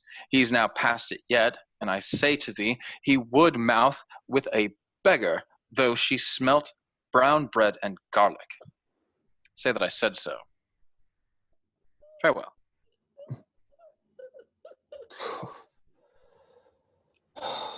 No might, nor greatness in mortality can censure scape. Back-wounding calumny, the whitest virtue strikes. What king so strong can tie the gall up in this slanderous tongue? Who comes here? Go! Away with her to prison! Good. My lord, be good to me. Your honor is accounted a merciful man. Good, my lord. Double and treble admonition, and still forfeit in the same kind. This would make mercy swear and play the tyrant. A bond of 11 years continuance, may it please your honor. My lord, this is one Lucio's information against me. Mistress Kate Keepdown was with child by him in the Duke's time. He promised her marriage. His child is 1.25 years old, come Philip and Jacob. I have kept it myself, and see how he goes about to abuse me. That fellow is a fellow of much license. Let him be called before us. Away with her to prison. Go to, no more words. Provost, my brother Angelo will not be altered. Claudio must die tomorrow. Let him be furnished with divines and have all charitable preparation. If my brother wrought by my pity, it should not be so with him. So please you, this friar hath been with him and advised him for the entertainment of death. Oh, good even, good father. Bliss and goodness on you. Of whence are you? Not of this country, though my chance is now to use it for my time. I am a brother of gracious order, late come from the sea, in special business from his holiness. What news abroad in the world? None, but that there is so great a fever on goodness that the dissolution of it must cure it. Novelty is only in request, and it is as dangerous to be aged in any kind of course as it is virtuous to be constant in any undertaking. There is scarce truth enough alive to make society secure, but security enough to make fellowships accursed. Much upon this riddle runs the wisdom of the world. This news is old enough, yet it is every day's news. I pray you, sir, of what disposition was the Duke? One that, above all other strifes, contended especially to know himself.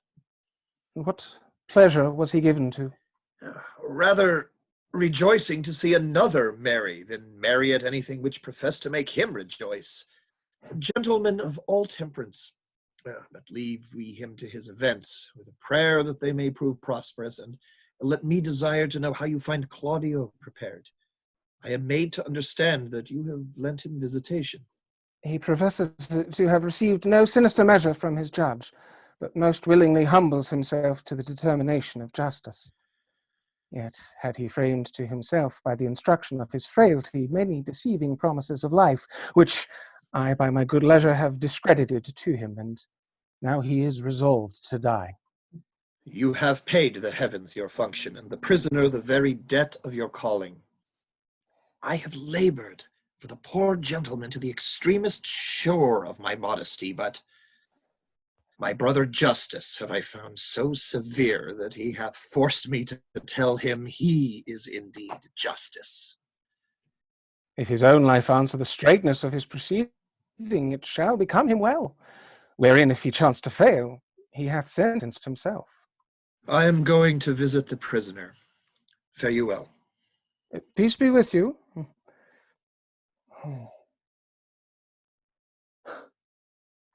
He who the sword of heaven will bear should be as holy as severe, pattern in himself to know, grace to stand and virtue go, more nor less to others paying than by self-offences weighing, shame to him whose cruel striking kills for faults of his own liking. Twice treble shame on Angelo, to weed my vice and let his grow. Oh, what may man within him hide, though angel on the outward side? How may likeness made in crimes, making practice on the times, to draw with idle spiders' strings most ponderous and substantial things? Craft against vice I must apply. With Angelo tonight shall I his old betrothed, undespised, so disguised shall by the disguised, pay with falsehood false exacting, and perform an old contracting.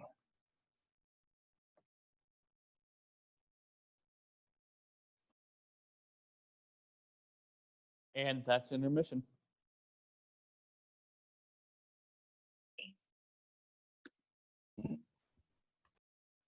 Take those lips away that so sweetly were forsworn, and those eyes the break of day lights do mislead the morn. But my kisses bring again,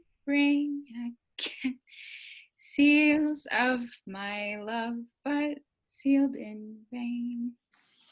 Sealed in vain. Break off thy song and haste thee quick away. Here comes a man of comfort whose advice hath often stilled my brawling discontent.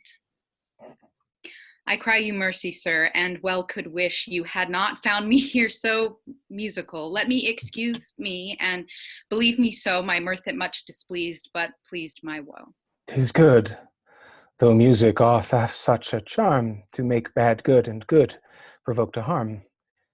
I pray you tell me, hath anyone inquired for me here today? Much upon this time I have promised to meet. You have not been inquired after. I have sat here all day. I do constantly believe you. The time has come even now. I shall crave your forbearance a little. Maybe I will call upon you anon for some advantage to yourself. I am always bound to you. Very well met and welcome. What is the news from this good deputy? He hath a garden circumscribed with brick, whose western side is a vineyard backed, that makes his opening with this bigger key. This other doth command a little door, which from the vineyard to the garden leads. There have I made my promise, upon the heavy middle of the night, to call upon him. But shall you on your knowledge find this way? I have ta'en a due and weary note upon it. With whispering and most guilty diligence, in action all of precept, he did show me the way twice o'er. Are there no other tokens between you, agreed concerning her observance? No, none, but only a repair in the dark, and that I have possessed him to most, that my stay most can be brief. For I have made him known, I have a servant comes with me along, that stays upon me, whose persuasion is, I come about my brother. 'Tis well borne up. I have not yet made known to Mariana a word of this. What ho! Within, come forth. I pray you, be acquainted with this maid. She comes to do you good. I do desire the like. Do you persuade yourself that I respect you? Sorry. Good friar, I know you do, and have found it. Take then this your companion by the hand, who hath a story ready for your ear. I shall attend your leisure, but make haste, the vaporous night approaches. Wilt please you walk aside? Oh, place and greatness. Millions of false eyes are stuck upon thee. Volumes of report run with thee false and most contrarious quest upon thy doings. 1,000 escapes of wit make thee the father of their idle dream, and rack thee in their fancies. Welcome. How agreed? She'll take the enterprise upon her, father, if you do advise it. It is not my consent, but my entreaty too. Little have you to say when you depart from him, but soft and low, remember now my brother. Fear me not. Nor, gentle daughter, fear you not at all. He is your husband on a pre-contract. To bring you thus together, 'tis no sin, sith that the justice of your title to him doth flourish the deceit. Come, let us go. Our corns to reap, for yet our tithes to sow. Act 4, Scene 2.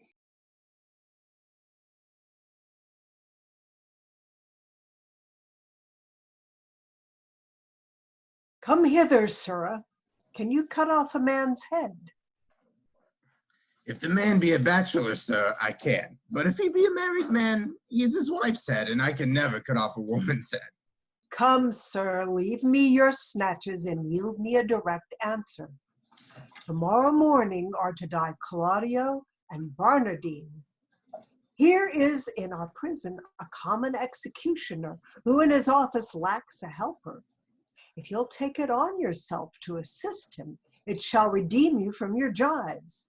If not, you shall have your full time of imprisonment and your deliverance with an unpitied whipping, for you've been a notorious bawd. Sir, I have been an unlawful bawd, time out of mind, but yet I will be content to be lawful hangman, to be a lawful hangman. I would be glad to receive some instruction from my fellow partner. What ho, abhorson? Where's a porson there? Do you call, sir? Sarah, here's a fellow will help you tomorrow in your execution. Now, if you think it meet, compound with him by the year and let him abide here with you. If not, use him for the present and dismiss him. He cannot plead his estimation with you. He hath been a bawd. A bawd, sir? Fee upon him. He will discredit our mystery. Go to, sir, you weigh equally. A feather will turn scale. Pray, sir, by your good favor, for surely, sir, a good favor you have. But you have a hanging look. Do you call, sir, your occupation a mystery? Aye, sir, a mystery. Painting, sir. I have heard painting say is a mystery.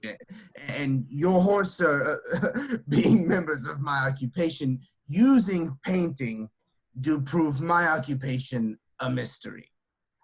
But what mystery there should be in hanging? If I should be hanged, I cannot imagine. Sir, it is a mystery. Proof? Every true man's apparel fits your thief. If it be too little for your thief, your true man thinks it big enough. If it be too big for your thief thinks it little enough. So every true man's apparel fits your thief. Are you agreed? Sir, I will serve him, for I do find your hangman is a more penitent trade than your bawd. But he doth oftener ask forgiveness. You, sir, provide your block and your axe tomorrow, 4 o'clock. Come on, bawd. I will instruct thee in my trade. Follow. I do desire to learn, sir, and I hope if you have occasion to use me for your own turn, you shall find me here. For truly, sir, for your kindness, I owe you a good turn. Call hither Barnardine and Claudio. The one has my pity, not a jot the other, being a murderer, though he was my brother.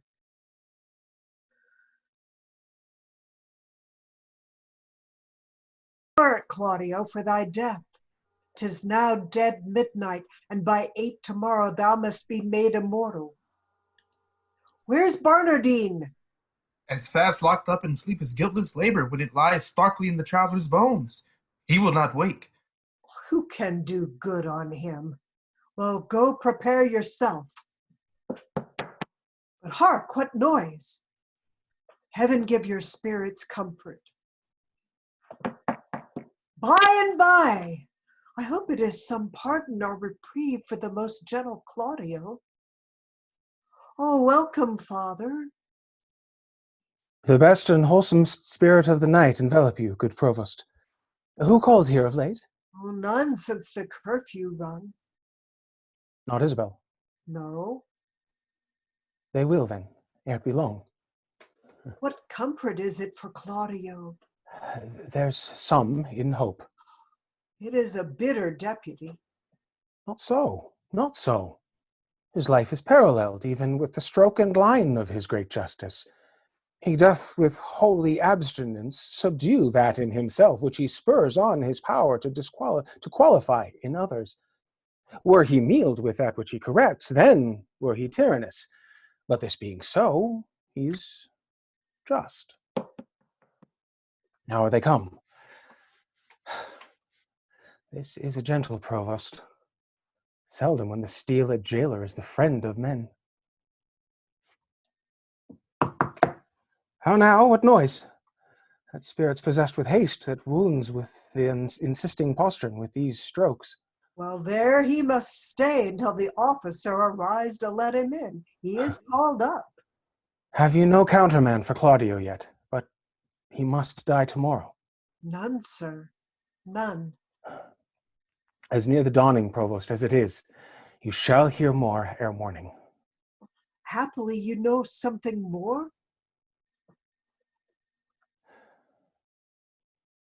Yet I believe there comes no countermand. No such example have we.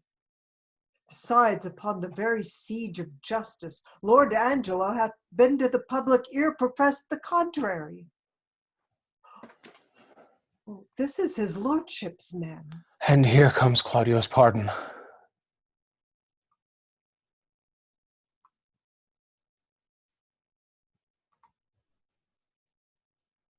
But I seem to have lost my... My lord hath sent you this note, and by me this further charge, that you swerve not from the smallest article of it, neither in time, matter, or other circumstance. Good morrow, for as I take it, it is almost day. I shall obey him. This is his pardon, purchased by such sin for which the pardoner himself is in. Hence hath offense his quick celerity when it is born in high authority.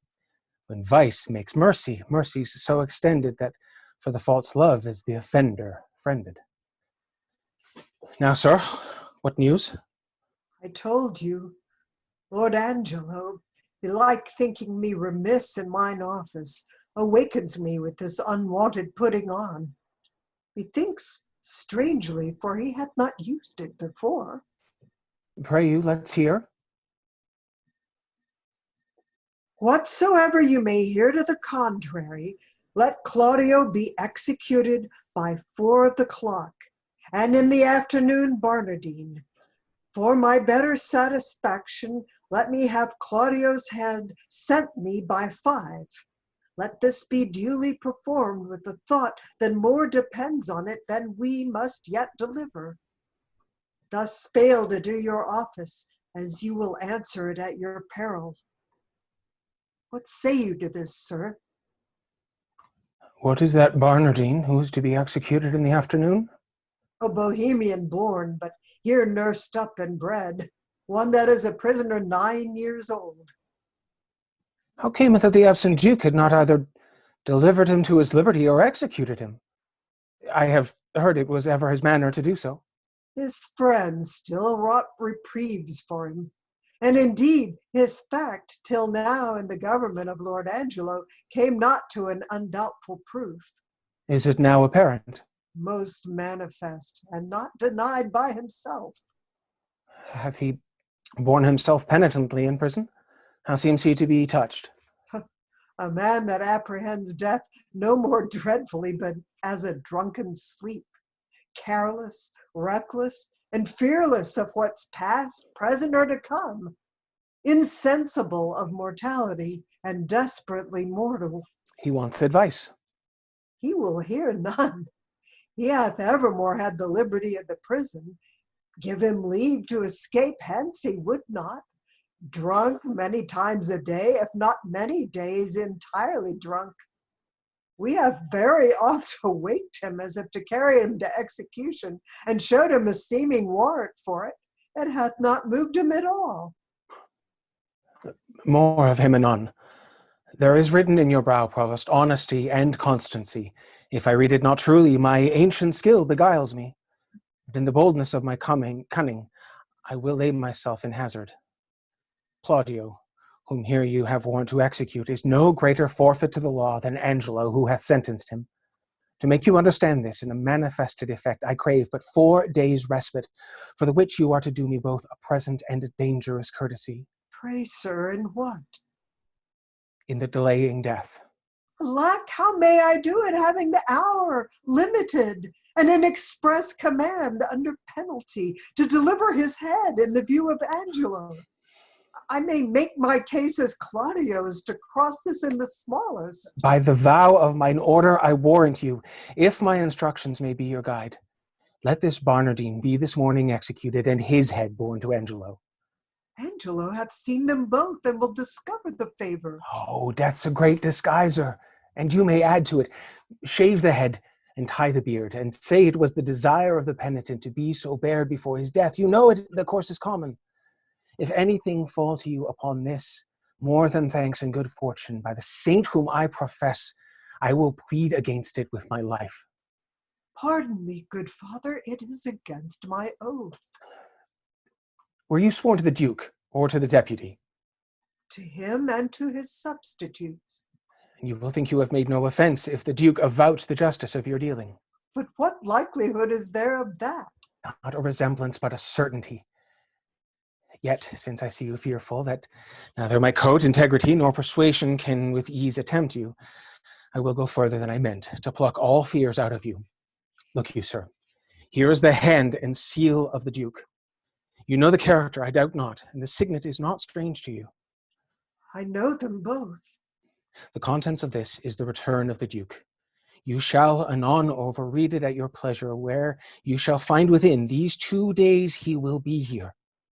This is a thing that Angelo knows not, for he this very day receives letters of strange tenor, perchance of the Duke's death, perchance entering into some monastery, but by chance nothing of what is writ.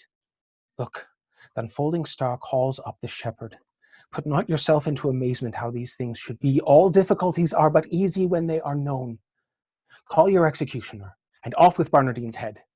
I will give him a present shrift, and advise him for a better place. Yet you are amazed, but this shall absolutely resolve you. Come away, it is almost clear dawn. Scene 3. I am as well acquainted here as I was in our house of profession. One would think it were Mistress Overdone's own house, for here be many of her old customers. First, here's young Master Rash. He's in for a commodity of brown paper and old ginger, 17 pounds, of which he made 5 marks ready money. Marry then, ginger was not much in request, for the old women were all dead. Then there is here one Master Caper, at the suit of the master 3 pile of the mercer, for some 4 suits of peach-colored satin, which now peaches him a beggar. Then have we here young Master Dizzy and one Master Deep Vow, Master Copperspur, Master Starblackian, the Rapier, the Dagger Man, and the young Drop Air that killed the Lusty Pudding, and Master Frothlight, the Tilter, and the brave Master Shoot Tie, the Great Traveler, who out have getting this that much. And I think 40 more, all great doers in our trade, and are now, for the Lord's sake. Sirrah, bring Barnardine here. Master Barnardine, you must die and be hanged. Master Barnardine. What ho, Barnardine? A pox for your throats. Who makes that noise there? What are you? Your friends, sir. The hangman.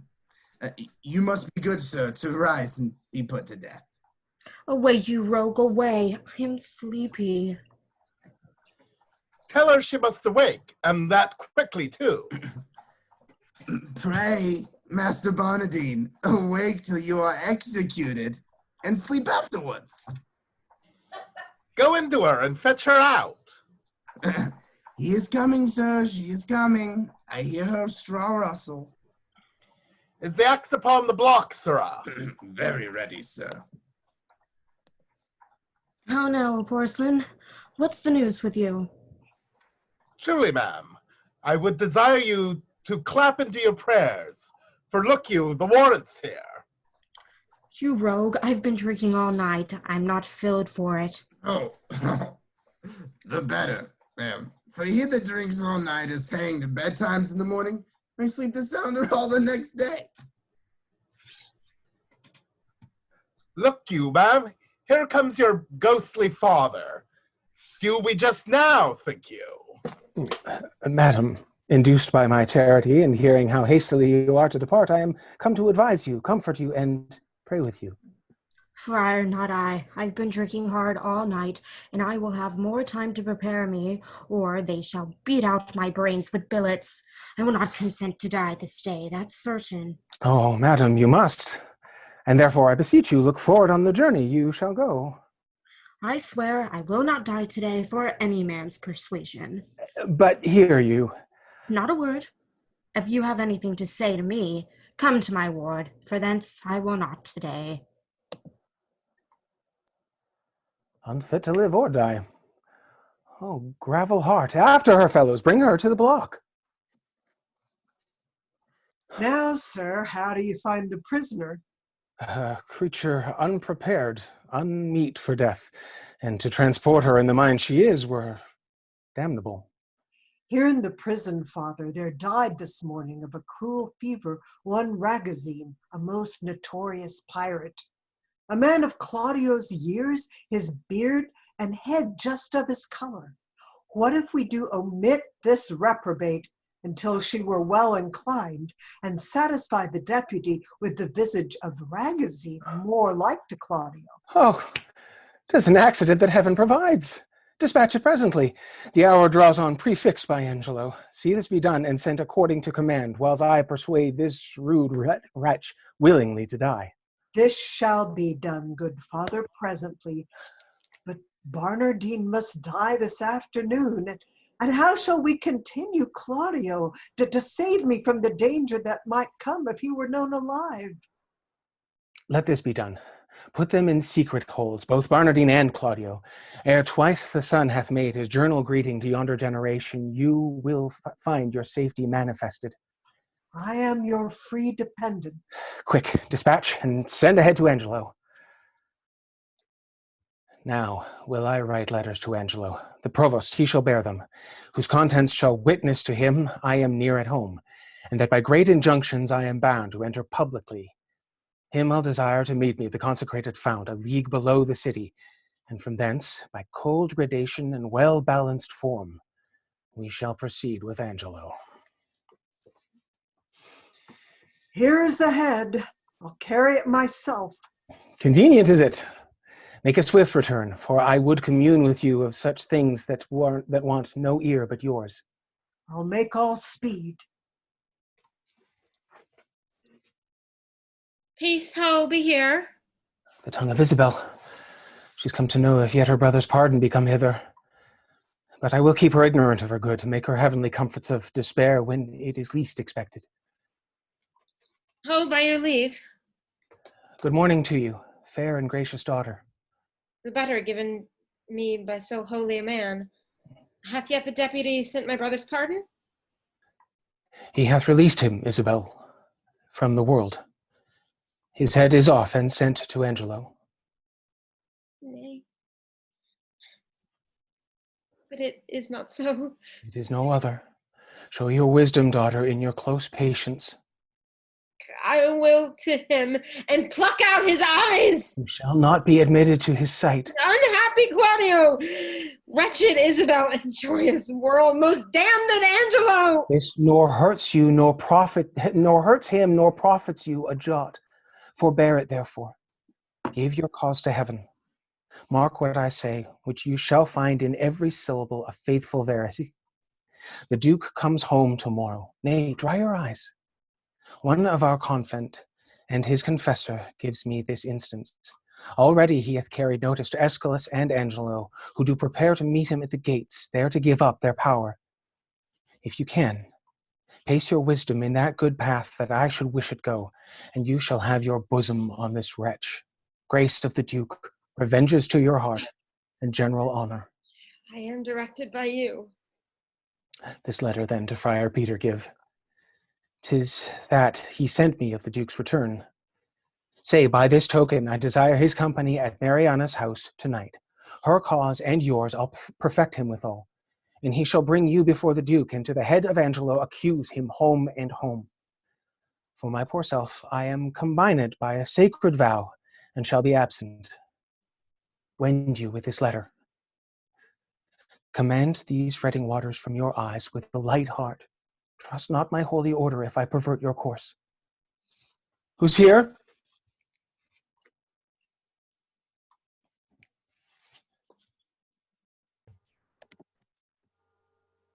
Good even, Friar. Where's the provost? Not within, sir. Oh, pretty Isabella, I am pale at mine heart to see thine eyes so red. Thou must be patient. I am fain to dine and sup with water and bran. I dare not, for my head fill my belly. One fruitful meal would set me to't. But they say the Duke will be here tomorrow. By my troth, Isabel, I loved thy brother. If thy old fantastical Duke of Dark Corners had been at home, he had lived. Sir, the Duke is marvelous little beholding to your reports, but the best is he lives not in them. Friar, thou knowest not the Duke so well as I do. He's a better woodman than thou takest him for. Well, you'll answer this one day. Fare you well. Nay, Terry, I'll go along with thee. I can tell thee pretty tales of the Duke. You have told me too many of him already, sir, if they be true. If not true, none were enough.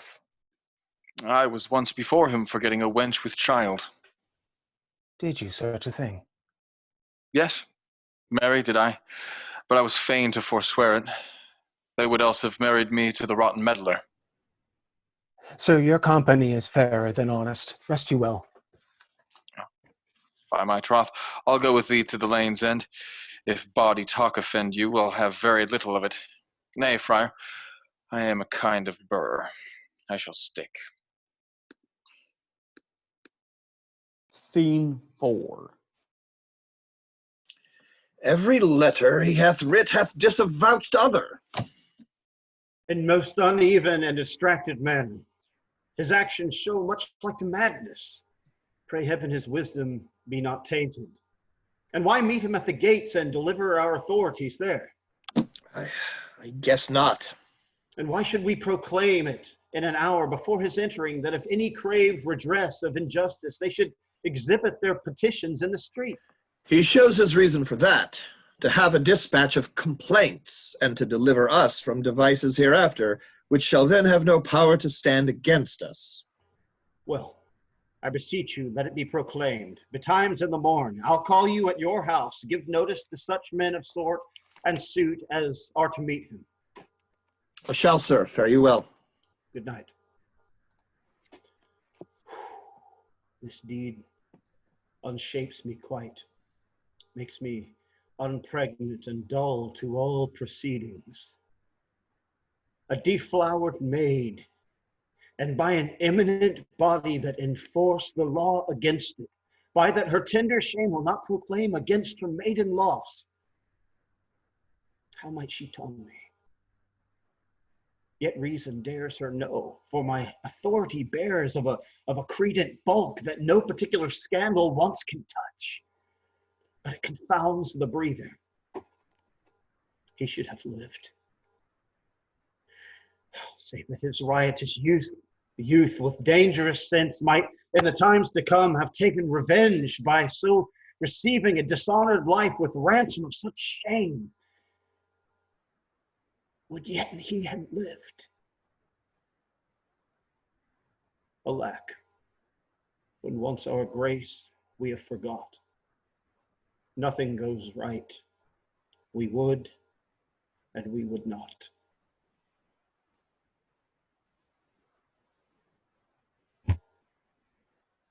Scene 5.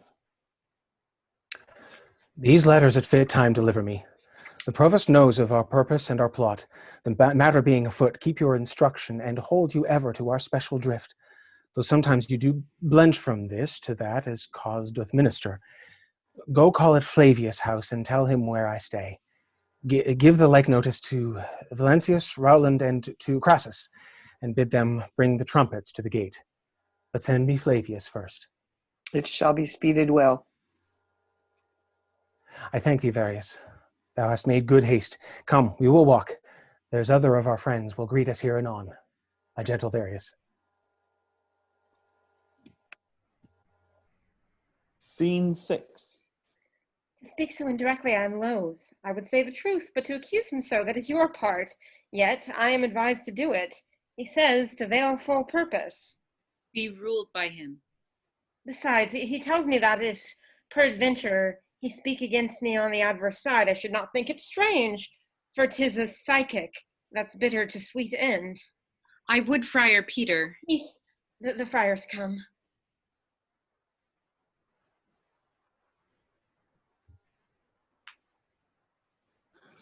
Act 5, Scene 1.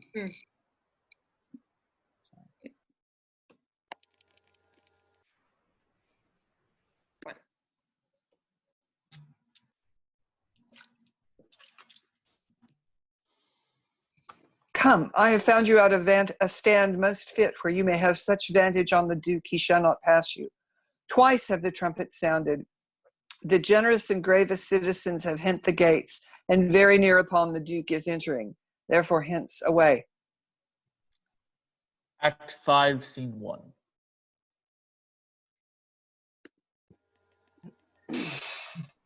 My very worthy cousin, fairly met. Our old and faithful friend, we are glad to see you. Happy return, Happy return to your royal grace. Many and hearty thankings to you both. We have made inquiry of you, and we hear such goodness of your justice that our soul cannot but yield you forth to public thanks for running more requital.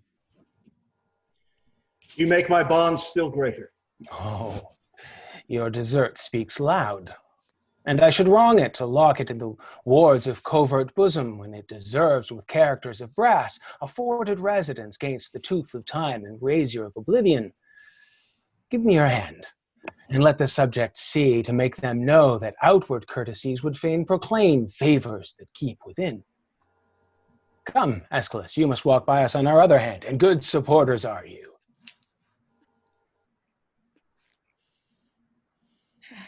Now is your time. Speak loud and kneel before him. Justice, O royal Duke, veil your regard upon a wronged, I would fain have said, and made. O worthy prince, dishonor not your eye by throwing it on any other object till you have heard me in my true complaint and given me justice. Justice! Justice? Justice. Relate your wrongs. In what? By whom? Be brief. Here is Lord Angelo, shall give you justice. Reveal yourself to him. O worthy Duke, you bid me seek redemption of the devil.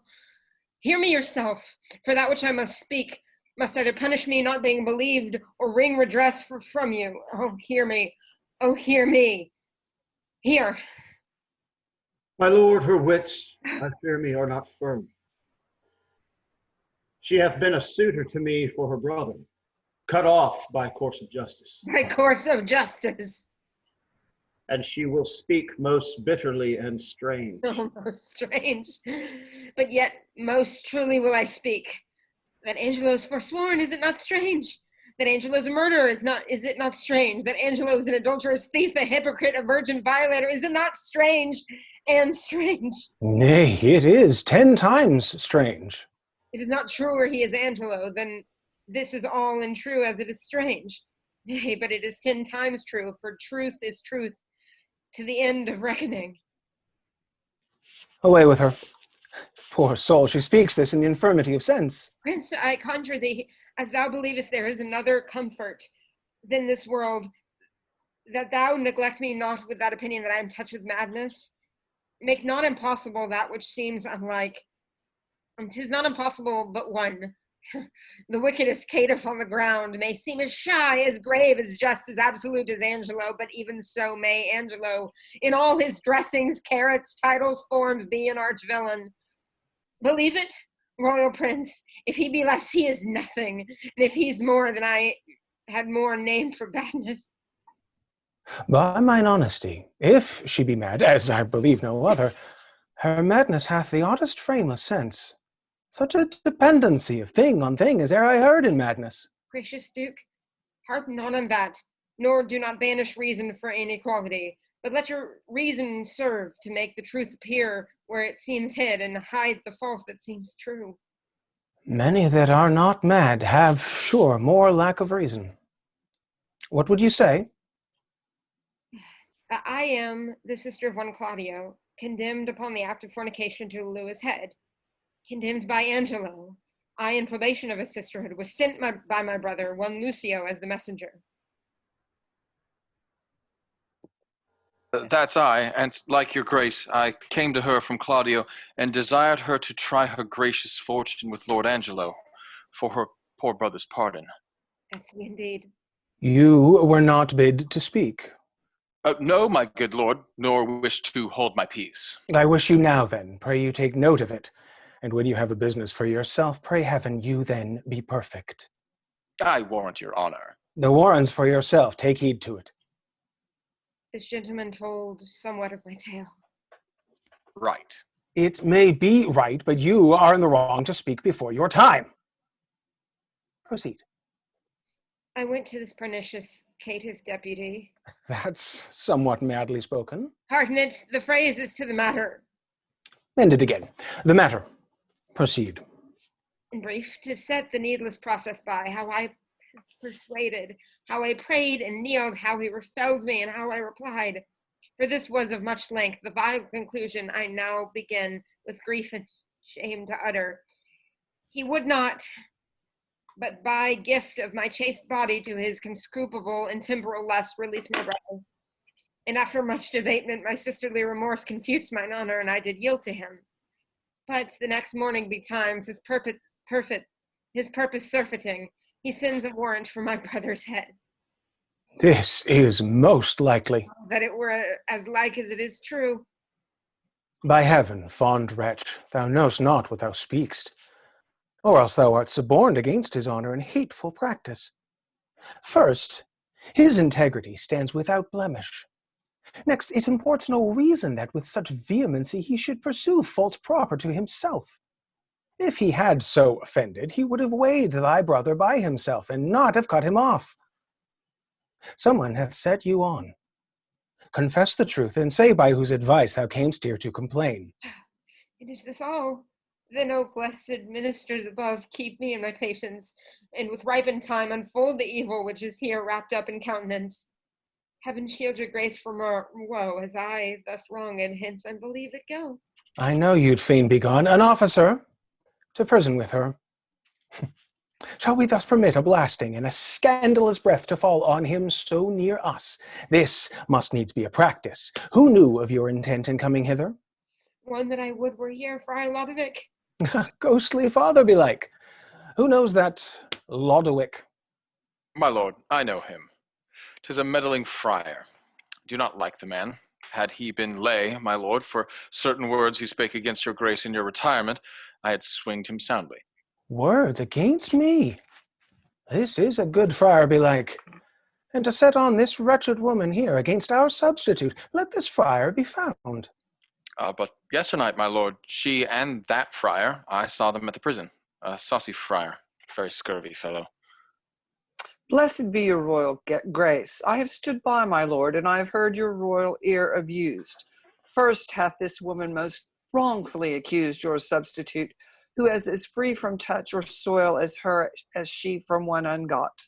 We did believe no less. Know you that Friar Lodowick that she speaks of? Oh, I know him for a man divine and holy, not scurvy nor a temporary meddler, as he's reported by this gentleman, and on my trust a man that ne'er yet did, as he vouches, misreport your grace. My lord, most villainously, believe it.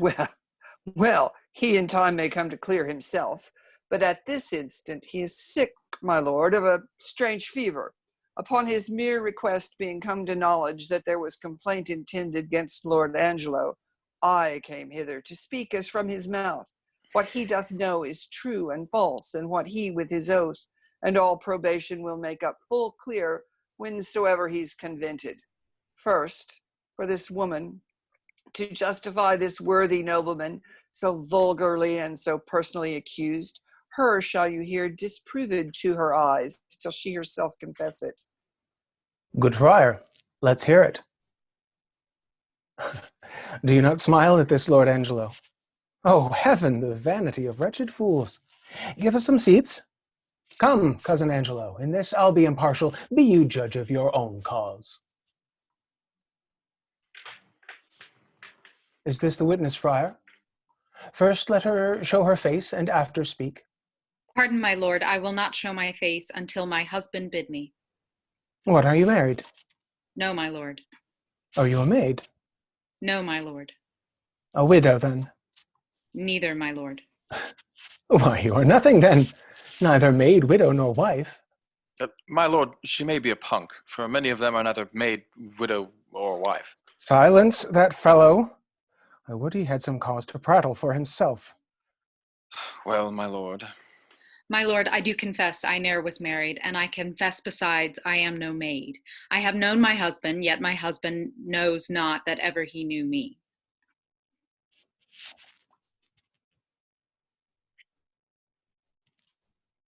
Was drunk, then, my lord. It can be no better.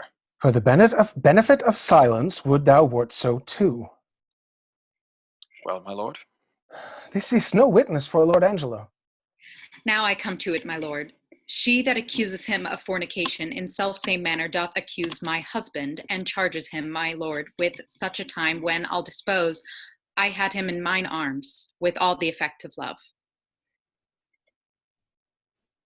Charges she more than me? Not that I know. No. You say your husband? Why, just my lord, and that is Angelo, who thinks he knows that he ne'er knew my body, but knows he thinks that he knew Isabel's. This is a strange abuse. Let's see thy face. My husband bids me. Now I will unmask. This is that face, thou cruel Angelo, which once thou sworst was worth the looking on. This is the hand with which thou vowed contract was fast belocked in thine. This is the body that took away the match from Isabel and did supply thee at thy garden house in her imagined person. Know you this woman? Carnally, she says. Sirrah, no more. Enough, my lord. My lord, I confess I know this woman, and 5 years since there was some speech of marriage twixt myself and her, which was broke off, partly for that she promised, partly for that her promised proportions came short of composition, but in chief for that her reputation was disvalued in levity. Since which time of 5 years I never spake with her, saw her, nor heard from her, upon my faith and honor. Noble prince, as there comes light from heaven and words from breath, as there is sense in truth and truth in virtue, I am affianced this man's wife as strongly as words could make up vows. And, my good lord, but Tuesday nights last gone in Garden's house, he knew me as a wife. As this is true, let me in safety rise me from my knees, or else forever be confixed here a marble monument. I did but smile till now. Now, good my lord, give me the scope of justice. My patience here is touched. I do perceive these poor and formal women are no more but instruments of some more mightier member that sets them on. Let me have my way, my lord, to find this practice out. Aye, with my heart, and punish them to your height of pleasure. Thou foolish friar, and thou pernicious woman, compact with her that's gone, think'st thou thy oaths, though they would swear down each particular saint, were testimonies against his worth and credit that's sealed in approbation? You, Lord Aeschylus, sit with my cousin. Lend him your kind pains to find out this abuse whence 'tis derived. There is another friar that set them on. Let him be sent for. Oh, would he were here, my lord, for he indeed hath set the women on to this complaint. Your provost knows the place where he abides, and he may fetch him. Go, do it instantly. And you, my noble and well-warranted cousin, whom it concerns to hear this matter forth, do with your injuries as seems you best in any chastisement. I for a while will leave you, but stir you not till you have well determined upon these slanderers. My lord will do it thoroughly. Signor Lucio, did not you say you knew that Friar Lodovic to be a dishonest person? Cuculus non facit monachum, honest in nothing but in his clothes, and one that hath spoke most villainous speeches of the Duke. We shall entreat you to abide here till he come, and enforce them against him. We shall find this friar a notable fellow. As any in Vienna, on my word. Call that same Isabel here once again. I would speak with her. Pray you, my lord, give me leave to question. You shall see how I'll handle her. Not better than he, by her own report. Say you?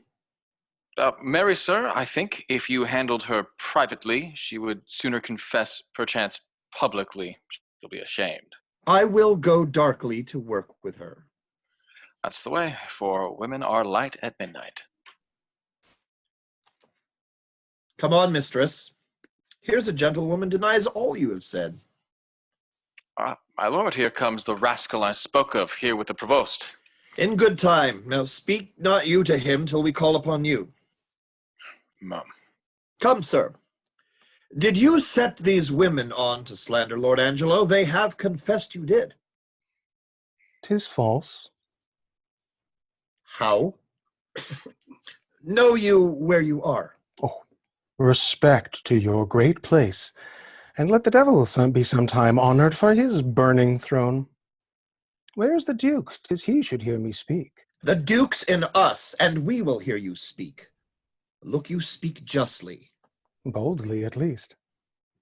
But, oh, poor souls, come you to seek the lamb here of the fox? Good night to your redress. Is the Duke gone? Then is your cause gone too.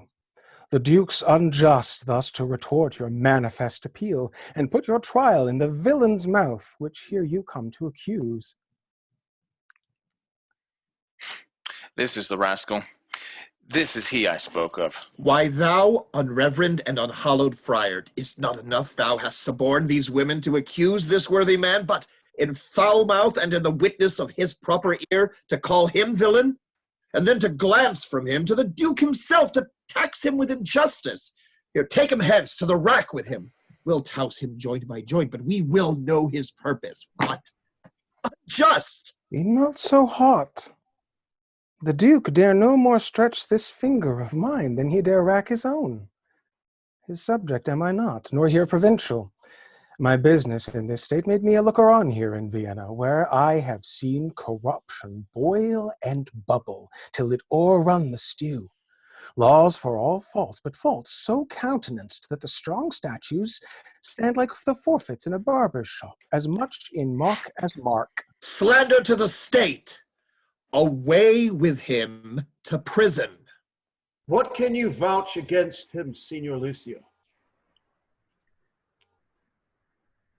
Is this the man that you did tell us of? 'Tis he, my lord. Come hither, Goodman Baldpate. Do you know him?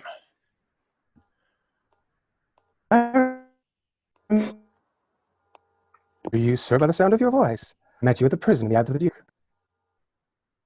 Oh, did you so? And do you remember what you said of the Duke? Most notedly, sir. Do you, sir? And was the Duke a fleshmonger, a fool, and a coward, as you then reported him to be? You, sir, must change persons with me ere you make that my report. You, indeed, spoke so of him, and much more, much worse. Oh, thou damnable fellow! Did not I pluck thee by the nose for thy speeches? I protest I love the Duke as I love myself. Hark how the villain would close now after his treasonable abuses. Such a fellow is not to be talked withal. Away with him to prison. Where is the provost? Away with him to prison. Lay bolts enough upon him. Let him speak no more. Away with these giglets, too, and with the other Confederate companion. Stay, sir. Stay a while. What, resists he? Help him, Lucio. Come, sir, come. Come, sir, folks, sir. Why, you bald-pated lying rascals, you must be hooded, must you? Show your knave's visage with a pox to you. Show your sheep-biting face, and be hanged an hour. Well, not off.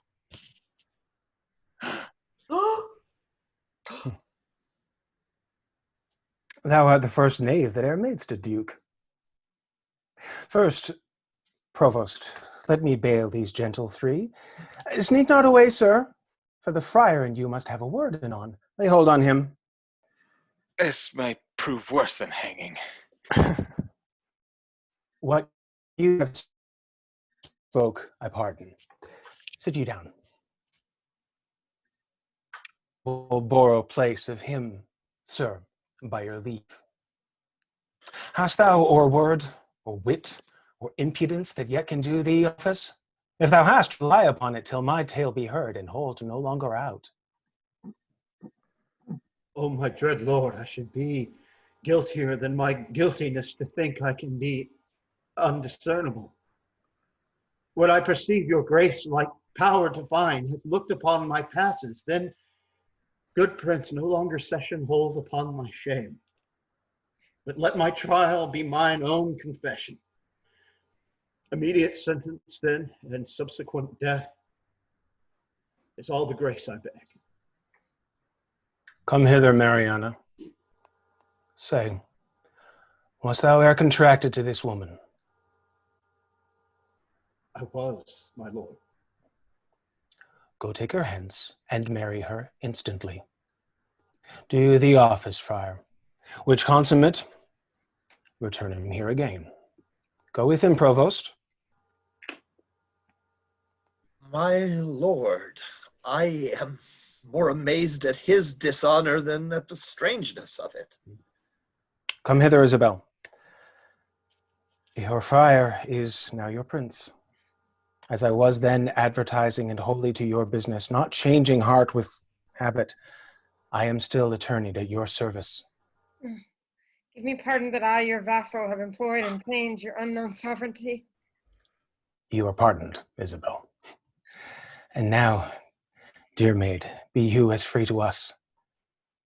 Your brother's death, I know, sits at your heart, and you may marvel why I obscured myself, laboring to save his life, and would not rather make rash remonstrance of my hidden power than let him so be lost. O most kind maid, it was the swift celerity of his death, which I did think with slower foot came on, that brained my purpose. But peace be with him. That life is better life, past fearing death, than that which lives to fear. Make it your comfort, so happy is your brother. I do, my lord. For this new married man approaching here, whose salt imagination yet hath wronged your well-defended honor, you must pardon for Mariana's sake. But as he adjudged your brother, being criminal in double violation of sacred chastity and of promise breach, thereon dependent for your brother's life, the very mercy of the law cries out most audible, even from his proper tongue, and Angelo for Claudio, death for death. Haste still pays haste, and leisure answers leisure. Like doth quit like, and measure still for measure. Then, Angelo, thy faults thus manifested, which though thou wouldst deny, denies thee vantage, we do condemn thee to the very block where Claudio stooped to death, and with like haste away with him. O most gracious Lord, I hope you will not mock me with a husband. It is your husband mocked you with a husband. Consenting to the safeguard of your honor, I thought your marriage fit, else imputation, for that he knew you might reproach your life and choke your good to come.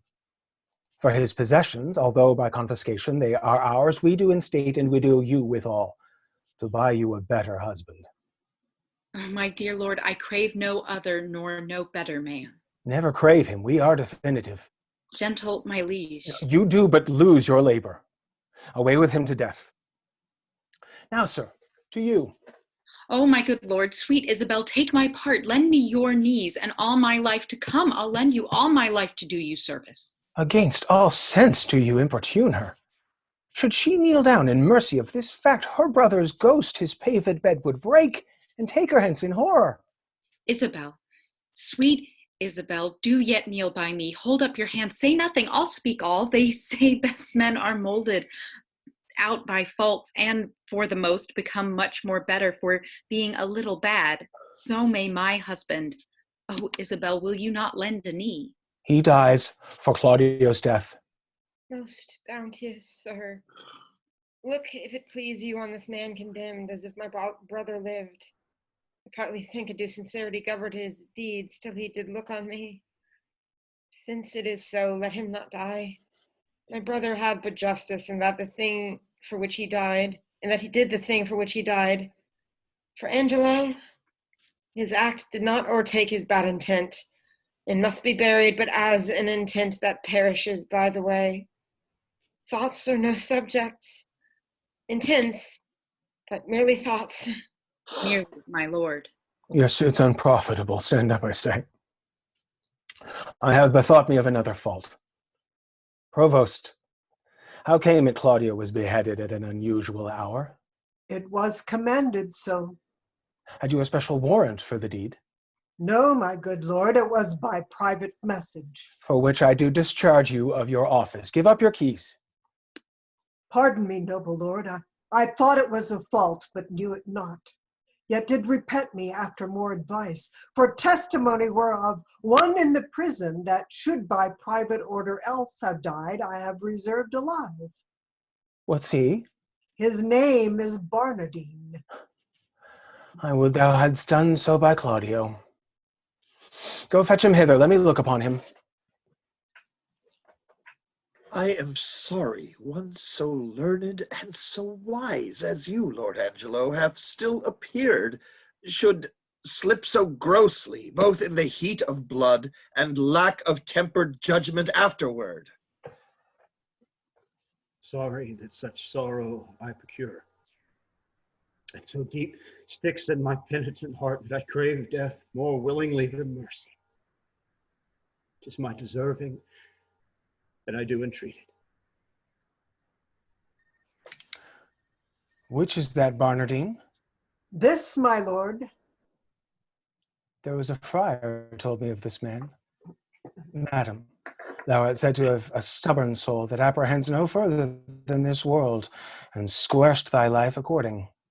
Thou art condemned, but for those earthly faults I quit them all, and pray thee take this mercy to provide for better times to come. Friar, advise him. I leave him to your hand. What muffled fellow is this? This is another prisoner that I saved, who should have died when Claudio lost his head, as like almost to Claudio as himself. If he be like your brother, for his sake is he pardoned. And for your lovely sake, give me your hand and say you will be mine. He is my brother too. But fit time for that. By this Lord Angelo perceives he's safe. Methinks I see a quickening in his eye. Well, Angelo, your evil quits you well. Look that you love your wife, her worth yours. I find an apt remission in myself. And yet here's one in place I cannot pardon. You, Sirrah, that knew me for a fool, a coward, one all of luxury, an ass, a madman. Wherein have I so deserved of you that you extol me thus? Faith, my lord, I spoke it but according to the trick. If you will hang me for it, you may, but I had rather it would please you, I might be whipped. Whipped first, sir, and hanged after. Proclaim it, provost, round about the city, if any woman wronged by this lewd fellow, as I have heard him swear himself there's one whom he begot with child, let her appear, and he shall marry her. The nuptial finished, let him be whipped and hanged. I beseech your highness, do not marry me to a whore. Your highness said even now I made you a duke. Good my lord, do not recompense me in making me a cuckold. Upon mine honor, thou shalt marry her. Thy slanders I forgive, and therewithal remit thy other forfeits. Take him to prison, and see our pleasure herein executed. Oh. Marrying a punk, my lord, is pressing to death, whipping, and hanging. Slandering a prince deserves it. She, Claudio, that you wronged, look you restore. Joy to you, Mariana. Love her, Angelo. I have confessed her, and I know her virtue. Thanks, good friend Aeschylus, for thy much goodness. There's more behind that's more gratulate. Thanks, provost, for thy care and secrecy. We shall employ thee in a worthier place. Forgive him, Angelo, that brought you home the head of Ragazine for Claudio's defense. Pardons itself. Dear Isabel, I have a motion, much imports your good, whereto, if you'll a willing ear incline, what's mine is yours, and what is yours is mine. So, bring us to our palace, where we'll show what's yet behind that's meet you all should know.